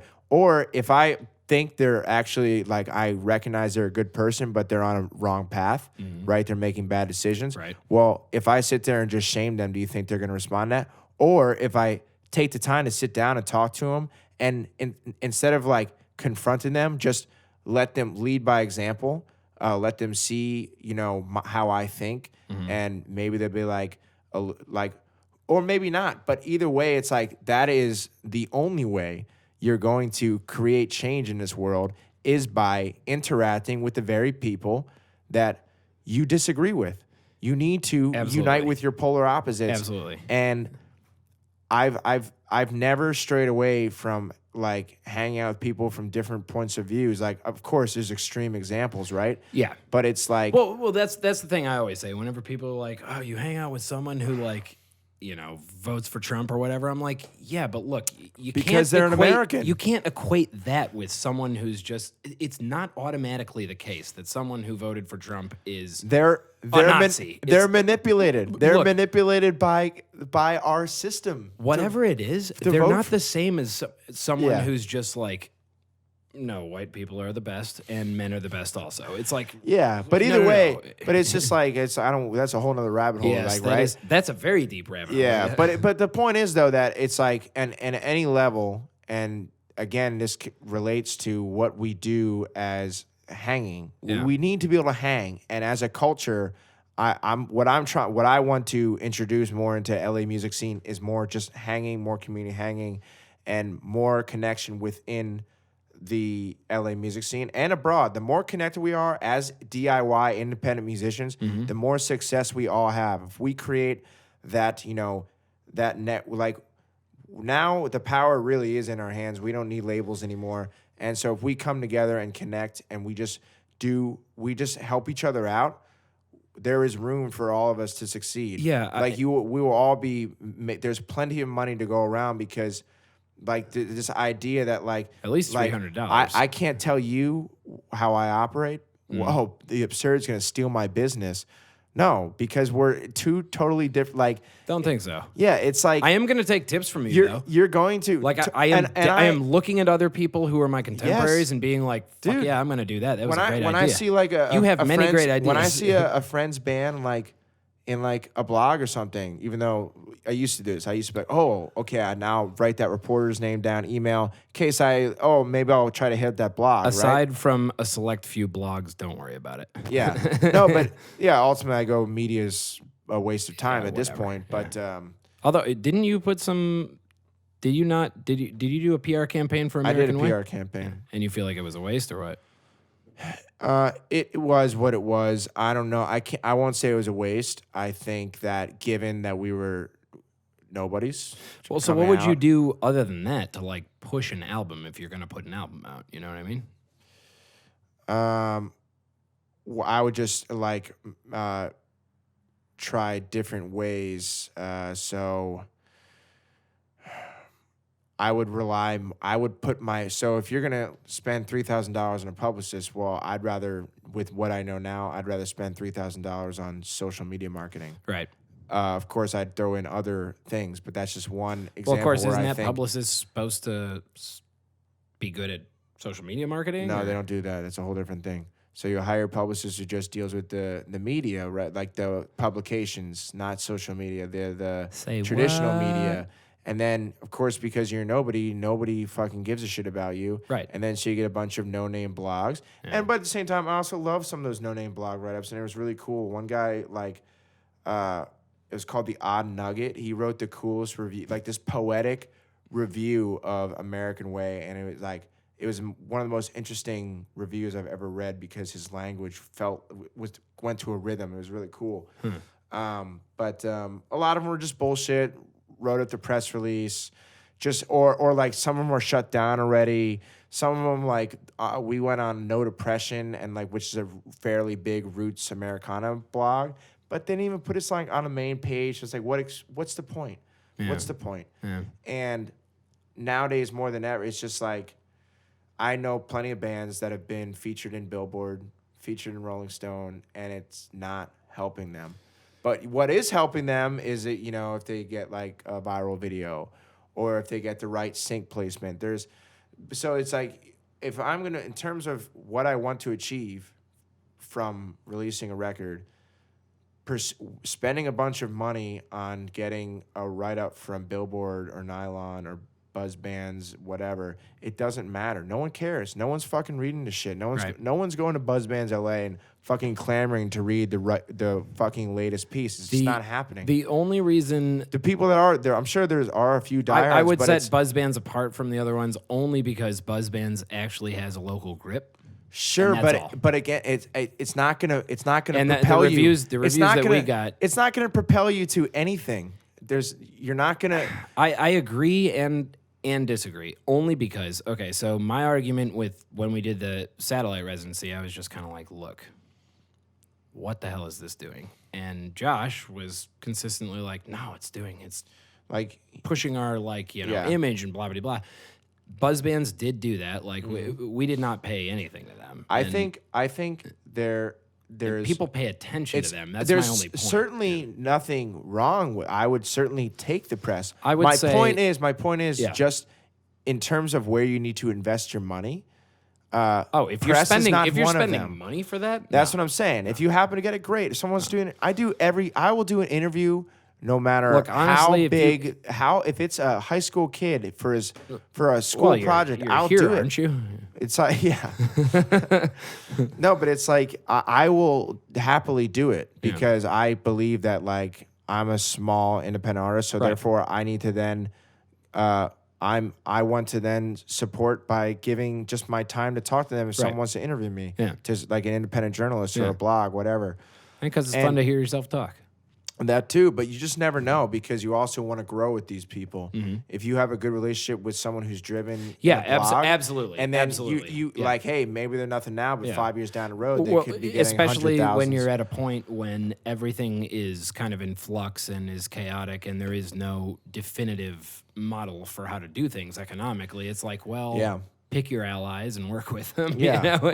but I've heard stories. I was just talking to someone where they knew someone who spent $6,000 to get the total cost for how they went about it to get an article in Billboard, $6,000, and you know how many streams it got them, according to this person? Do I want to hear this answer? 6. Oh, 6 streams. So it's like, oh my God, I'm in Billboard. Great. Who cares? It is, you know, when I'll be in Billboard is when like I already have a bunch of fans and I'm trending, and that's when it will actually matter. Who the fuck cares about Billboard publicity? By the way, I guess I care about Billboard charts. Listen, it's cool. It is cool because they define it. It is cool because they are bigger. Yeah. Their name. Well, like, they've been doing it forever. They've been doing it forever. They're like it's the New York cool. Times of music. I'm also not trying to say like fuck music publications. I'm just saying that that's why I'm specifying. Where I'm going to invest my money and time, it has fallen down on the ladder of operations. And also too, there is that cool kids club of it. And until like I'm deemed cool, but for whatever reason, they're not going to give a shit about me, and that's fine. I don't care. Yeah. And it's like I feel liberated because of that. Because 2 years ago I'd be like, oh, I'm trying to think how I can get these bloggers to pay attention to me, so I can get some press, and then finally be a millionaire. And that's all I need to do overnight. Yeah. Step 1, music. Step 2, press. Step 3, millions. 2 weeks out, baby. But it's like once I was just like, no, I actually don't need to do that. It goes, wow, that's a relief.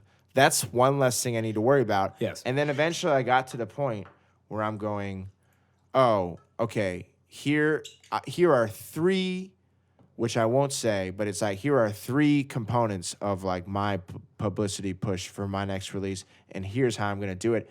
And I simplify it, and I just give myself 3 ways to do it.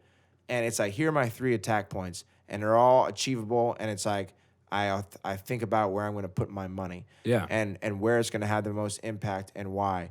And then I'm also thinking where I'm going to invest in merchandise that I can sell so that I can make my money back. And once you start thinking about it in these terms, obviously, like, I haven't succeeded in this yet. However, I take pride in every success in my life, from recording my first song to playing my first show. Yeah, of course. Whatever, right? You should. And so I feel great success in just, like, cutting through the bullshit and getting to the, like, a point of clarity of going, wait, I actually don't need to do any of this bullshit that everyone's doing because they think it's traditional. Huh? The mic. Oh. Sorry, I was like, what, do I have a spot? You No. can my chest. But there's One less button, sir. I just think This ain't going to get ratings unless... because we grew up with seeing a certain system, we're all trying to emulate that instead of going, wait, we're living in 2019. None of this matters. Whatever you experienced in the 90s or early 2000s or even fucking 3 years ago, it doesn't matter. So it's just like, do what works for you, and don't do something just because you think you're supposed to do it. Right. All that matters is, will this work for you? And how you think about that is purpose. Again, you have your purpose for your mission statement, what you want to do with your business as an artist, right? But then you also look at, what is the purpose? What is the objective of each of these steps? So what is the purpose of me getting featured in Billboard magazine? Well, I guess the purpose could be, it looks good on my EPK, so maybe it looks good for bookers, right? Or it's some validation when I post on my social media and people go, oh, he's in Billboard. Yeah. He's making it. He's going to get famous. So I'm going to like him even more now. It's like a psychological. I'm more totally. invested, right? Well, it's like there's already $1 right. in the tip jar. But if you go, I want to get more people to listen to my music, then I don't think Billboard makes sense. People, just because you're featured in Billboard doesn't mean they're going to listen, because they only care if they know who you are to begin with. I agree with you mostly. I would say there is a small part of, like, look, just if you can get the credibility of big names behind you at a minimal cost, do it. Sure. I like, happily take a Billboard article, but I'm Yeah. saying, like, in terms of what I think is going to actually matter for me in terms of making money as an independent artist, because there could be a situation where you get your video premiere in Billboard, and then that's a industry-centered site, right? Yeah. So then a manager who is, I need a new client, and they watch your video and are like, fuck, Ben Forg is the next thing, and then boom, he hits you up, and then One of them must have said that at some doors point. are yeah, right. Doors are open for you, boom, whatever, right? That could happen. However, I'm operating in my planning on a level of, I'm fucking Greg Gilman. As far as I know, no one gives a shit about me. No one gives a shit about Greg Company. That is what I'm. Well, everyone gives a shit about. That's Ben what I'm Ford, operating but on. Greg That's what's Gilman, the assumption. you know? So I need to look out for my best. I need to look out with what I'm trying to accomplish, and Yeah. all I'm trying to do is build fans. Yeah. So that I can monetize by creating cool merch for them and cool experiences, shows for them to go to, and so what it comes down to, that is my whole objective of anything I do, is I need to build a fan base. That is the number one. So and that's it. You've been doing that mostly digitally, or I mean, I think I've done it more in person, honestly. Like doing as in Flight that's of been Voices more show, effective, or more what's been your effective in focus? person. Yeah. Because I feel like your I strength haven't- is digital, I but your live shows are really what, dude. When people go to see you live, they're just like, "Yep, like this." yeah, I think that I'm just playing right now. Yeah. Quite honestly, I'm just Yeah. playing. Yeah. I'm fucking Yeah. around. Yeah, I know you're in an evolutionary period. No, but like I don't- even when I look back at everything we've been doing, I you're still in look you're at like in such we're a playing. wonderful period right now. It But- is awesome. No, it's great, but I mean, Yeah. like, literally everything I've been doing, even if at the time I felt serious about it, Yeah. it's all still very much me playing with this entire industry and this entire idea of doing this, and it's been just a lot of like trial by error, and because I it's like up until this point I didn't even go, oh, I guess I should have a business plan. You know what I mean? It's like Right. that's, and if Right. until you get there, you're just playing. You know, you're trying to make money when you can, but you're just doing it because you love it.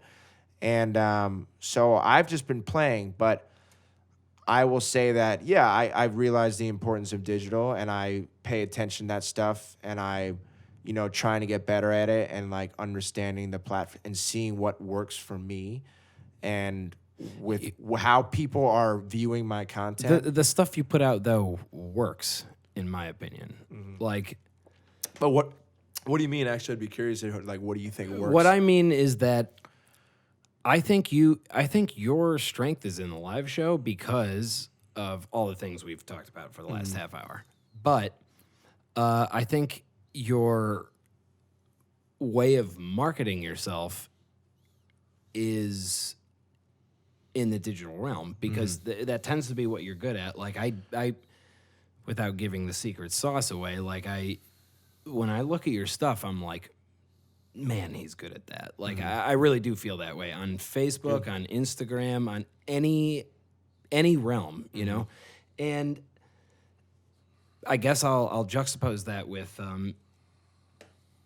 the venues you play in LA are all the fuck over the place. And traditionally, people are like, okay, we need to play the Echo, we need to play the Satellite, we need to do the this and the that. And you're just like, look, I'm going to do shows where I can connect with people, and it seems to be working, is my point. Oh yeah.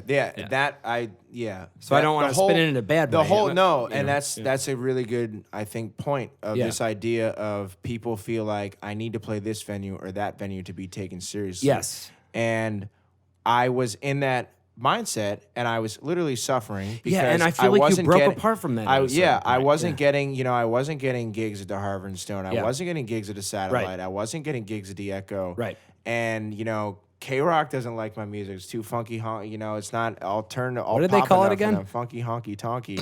But it's great. I actually love Kat Corbett. I think she's wonderful, and I love. She's a wonderful human. For and sure. yeah, I think she's rad. And I was just cool that she listened to it, and she actually gave me advice. She actually advised me to reach out to the station that ended up putting Monsters Lair in rotation. She's a very nice person. So it's like, but I use it like as an example. But like I was like very like down and depressed and like looking at myself poorly because I was not getting these accolades that other bands were.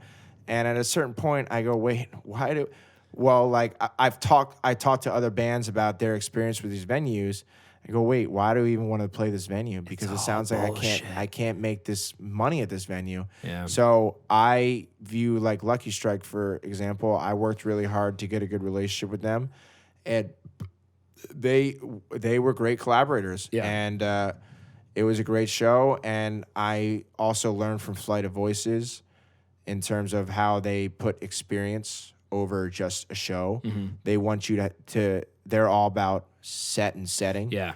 And it works. The audience is connected in a phrase way I've never heard before in context with anything else, as far as I can tell. But music's a drug, right? Yes. So it's like, but it's like seeing that and seeing how people react of me singing in a tree or me singing, walking up to them, hey, can I sing you a song? Okay, here's a song I wrote, blah, blah. And then the way they appreciate it so much more. So it makes me go, why am I sitting here sending email, and getting down on myself because I'm not playing the fucking Satellite, when it's like, why do I even, again, what is the purpose? What do I hope to achieve by doing this? And at this moment, I can tell you that I can't think of, there's nothing in my mind that I think I need or would achieve by doing. I'm not saying that there isn't, and I'm not saying it's a bad idea to play that venue. I'm saying that you should do what works for you. Right. And not do what everyone else is doing, because what works for the Absurd is not going to work for Greg and Company. What works for Greg and Company is not going to work for the Absurd. Yes. And that took me 4 fucking years to break out of. It takes a long time to fucking get. Yeah. And then there are people who are giving up after a year. Yeah. And it's like, there are people, I know people who give up after like 8 months. Yeah, I'm just 3 like, months, are you 3 months. serious? Yeah, right? It's ridiculous.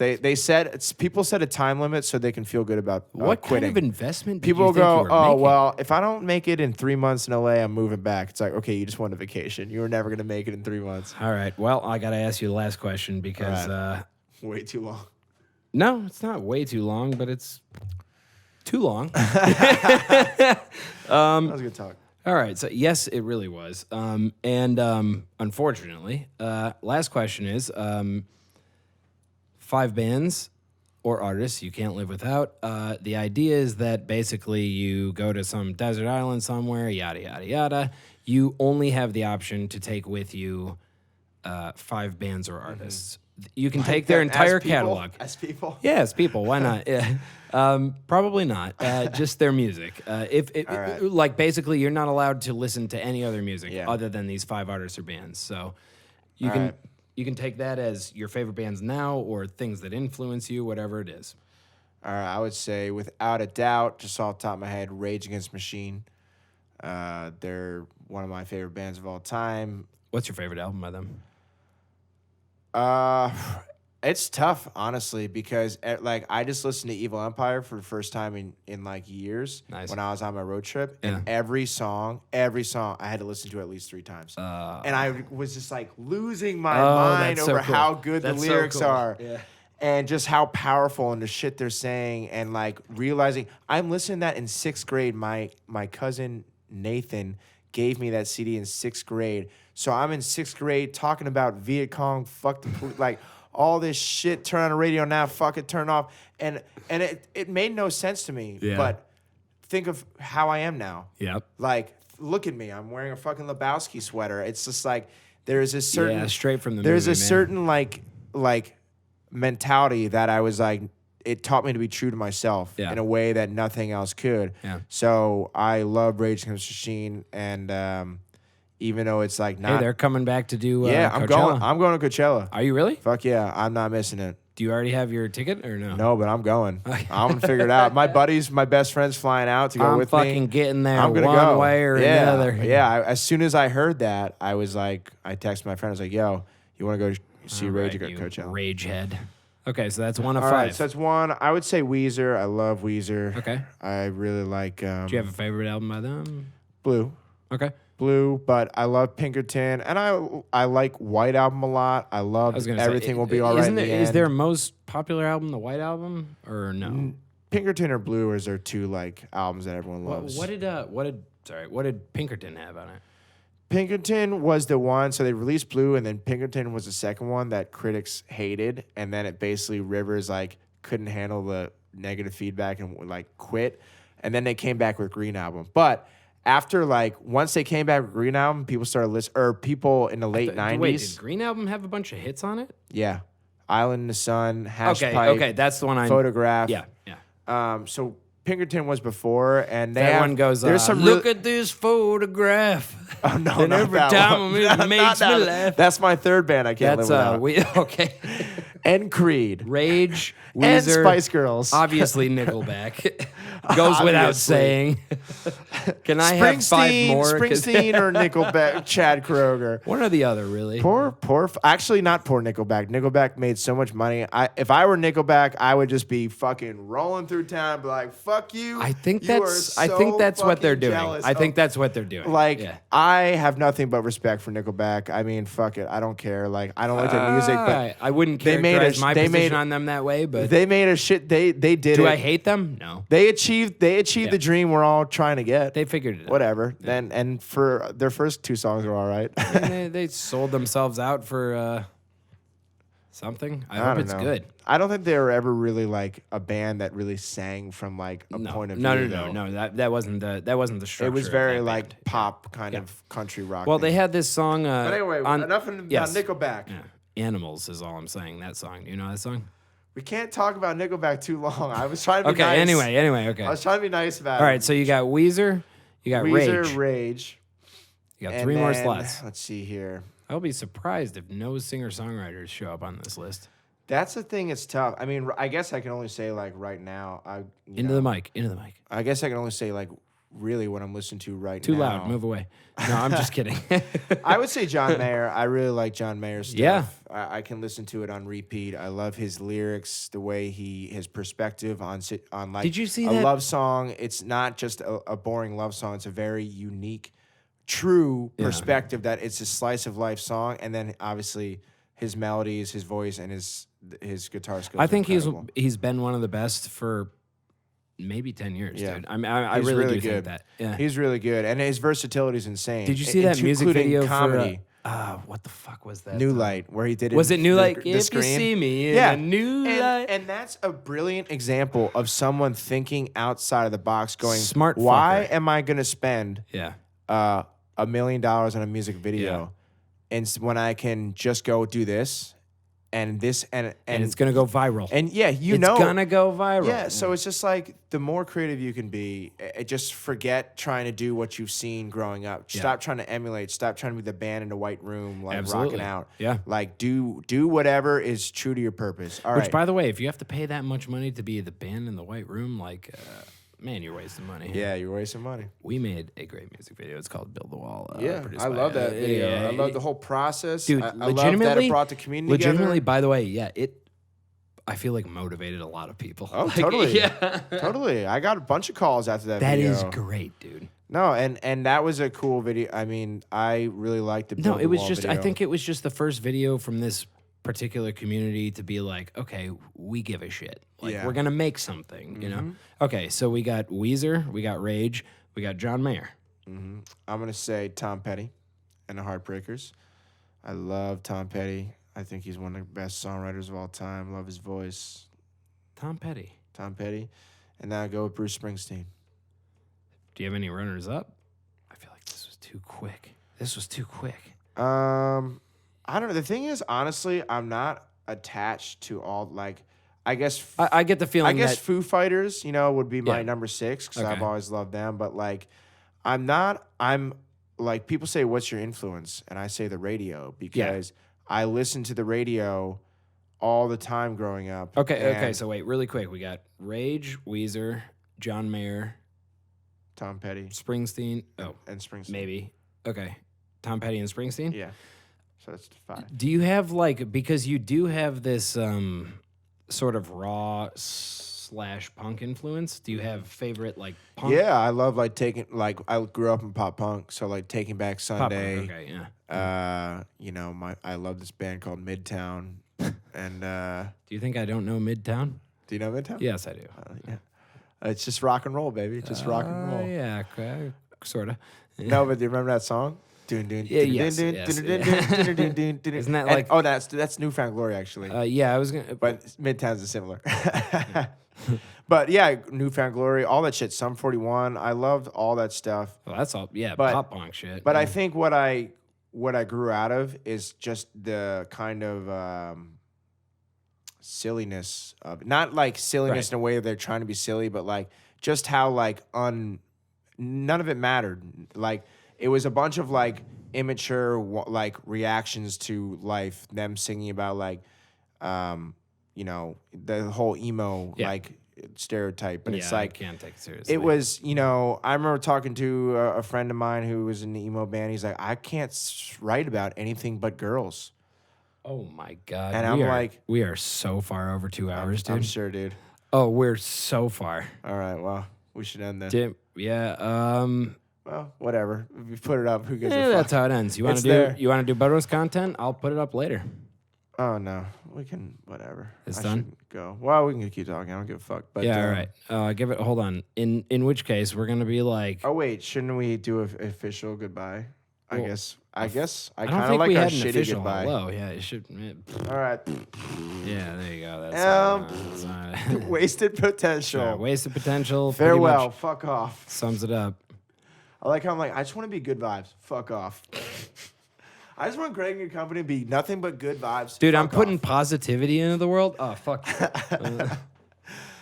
But that's also the part of it too. Is like, I don't want to be that cheesy. It's all like, yeah, I want to be able to recognize horrible, like in part of me being good vibes. Part of that is being honest. So if I want to like call out like the government or like whatever I see is injustice, like that again, like I was gonna say, That's does part of- being good vibes Yeah. mean that you can't like recognize No, angst look and at- anger when look it at Bob when it's Marley. justified? You know, Dude, kind of. Look at Yeah. Bob Marley, reggae. Yeah. All that stuff is protest songs. So it's like, that is good vibes, and it's like you want to if you're trying to point out issues you see with whether it's your parents or your country, it's because it's out of love. Yeah. It's because you love America. So it's like, yeah, I'm gonna write a song calling out the issues I see that like where So it's like, but it's out of love for country, because if I didn't love the country, I wouldn't care. Right.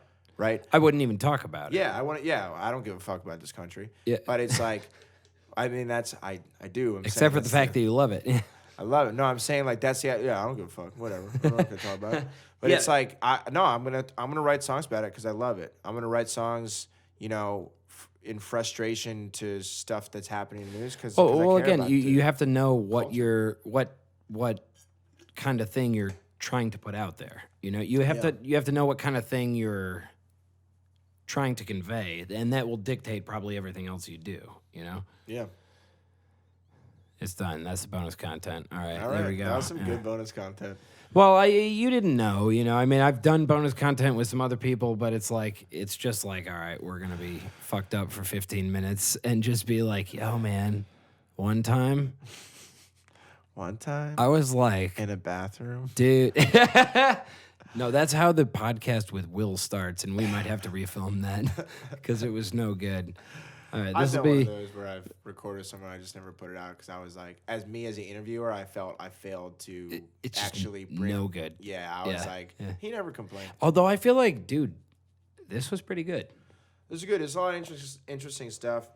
I should put out here. Look, I meant to do this before. Hold on, wait. Damn it! What more do you want? Sit the fuck back down. Well, just for perpetuity. He interviewed me first, and my band, and that's where we got the idea. And then he never followed through, so I kept doing it. And was gonna be a great podcast, but then I took it. So that's how that is. But you know what? I'm so glad you rolled with it because this was something. You're also gonna roll with it again. I don't think so. I think it You was an idea I had Dude, because you're good at it. But I was also it's because it was like I was still connected to like the idea of like still being in media. Right. And so like as soon as I cut ties, it was like I'm done with that.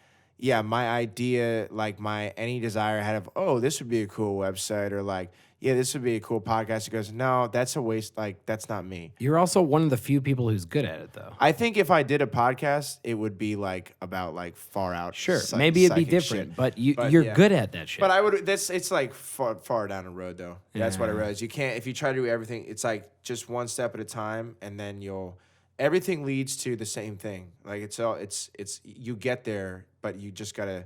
You have to be on that path. Everything leads to the same thing. Yeah. I don't know. That makes no sense, but it makes sense to me.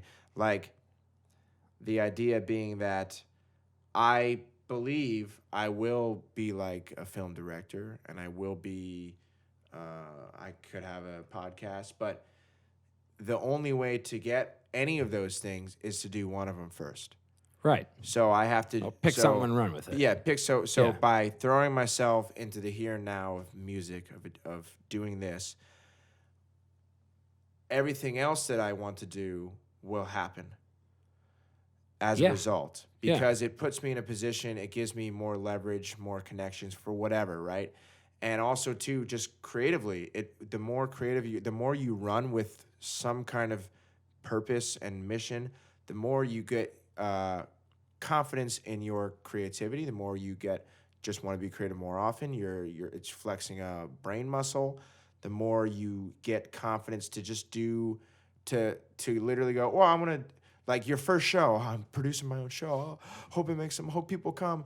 And then once you get it down to like I know how to get people there, or I feel like comfortable where I have a community of people. And then it snowballs, and everything snowballs, and it's just like, but it is dependent on, one step after the other. So there's so many people who just.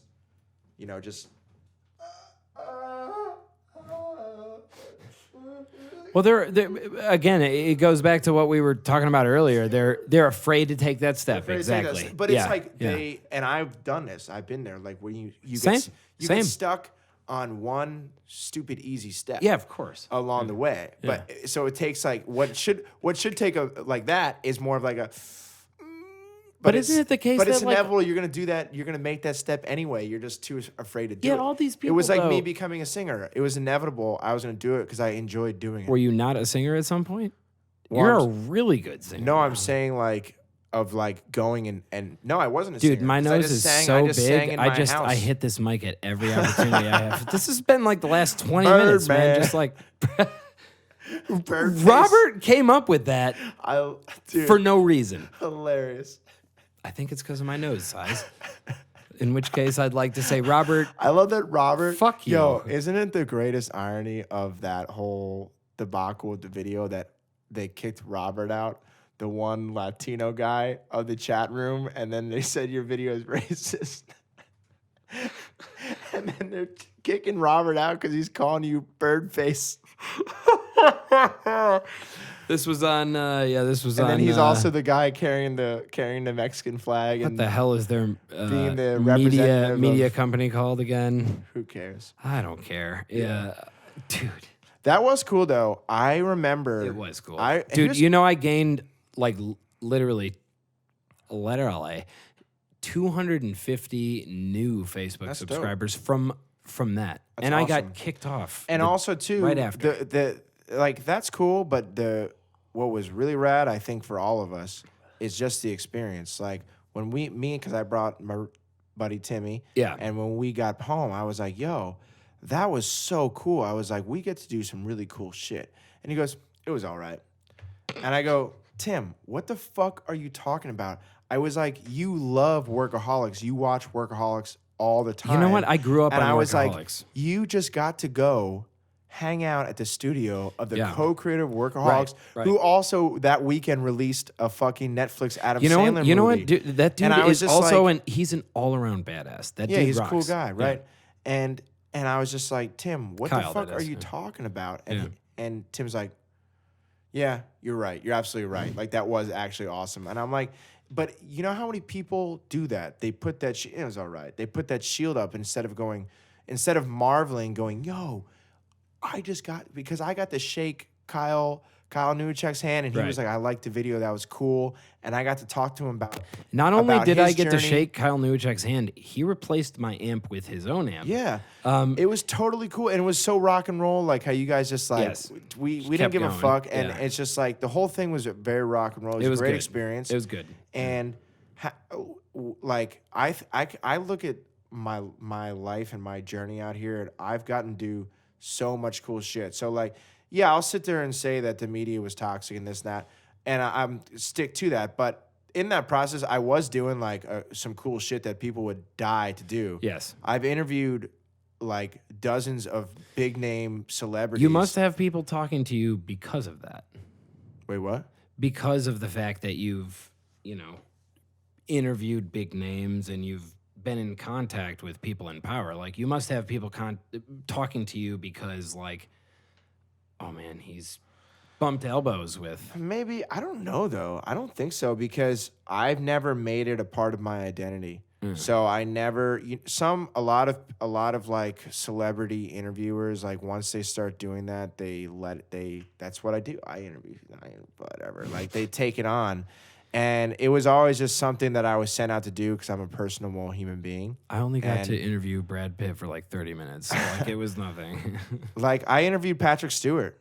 I interviewed Sir Yeah, that's Patrick a- Stewart that's a for big like name. 15, 20 minutes, and he was He is awesome. a knight. I interviewed Sarah Paulson, who's Yeah. an amazing actress. Yeah. I've met and interviewed several of the Game of Thrones cast. I've met all the Walking Dead cast. Fucking like I got to dress up as a zombie and interview people. Like people love the Impractical Jokers. I got to interview them, and like we were joking around the whole Yeah. time, and I got to do all this cool stuff, and I'm really grateful for that. And that like that shaped a lot of who I am. But I still do think that media is a horrible, like it's not a healthy industry to work in or to be consuming, really. But at mean, the same time, too, I respect, like I want good journalism and everything. See the title media to me basically it's too means broad. advertising Yeah, and anything, marketing yeah. in the digital But realm. media Like, also, in our culture, we tend to associate with news media. Yeah. So that's why I use it. Yeah, that's true. That's But true. mass media is everything. Media and that's just- social media is a distinction because Yeah. it's social media. 20 years versus- ago, media meant something drastically different than because it there was does only now. two forms of media, or not Exactly. 20 years ago, but 50 years ago or whatever. 20 years ago, I mean, what is it, 2019? 20 Talking years, about there's still a lot 99? of media. Oh, There's a wait, lot the of world media, ended in but- 2000. Then we had a reboot. Yeah, exactly. That's yeah, we had to fucking get it Dude, going what again. if that did happen? What if the world did end? I remember when everyone was like, Y2K. Whoa. And I was like, why? Why? Who gives a fuck? Yeah. 2K, yeah. Why'd you give a fuck? No one Why'd you cares. give a fuck? This doesn't matter. All right, let's end the bonus content.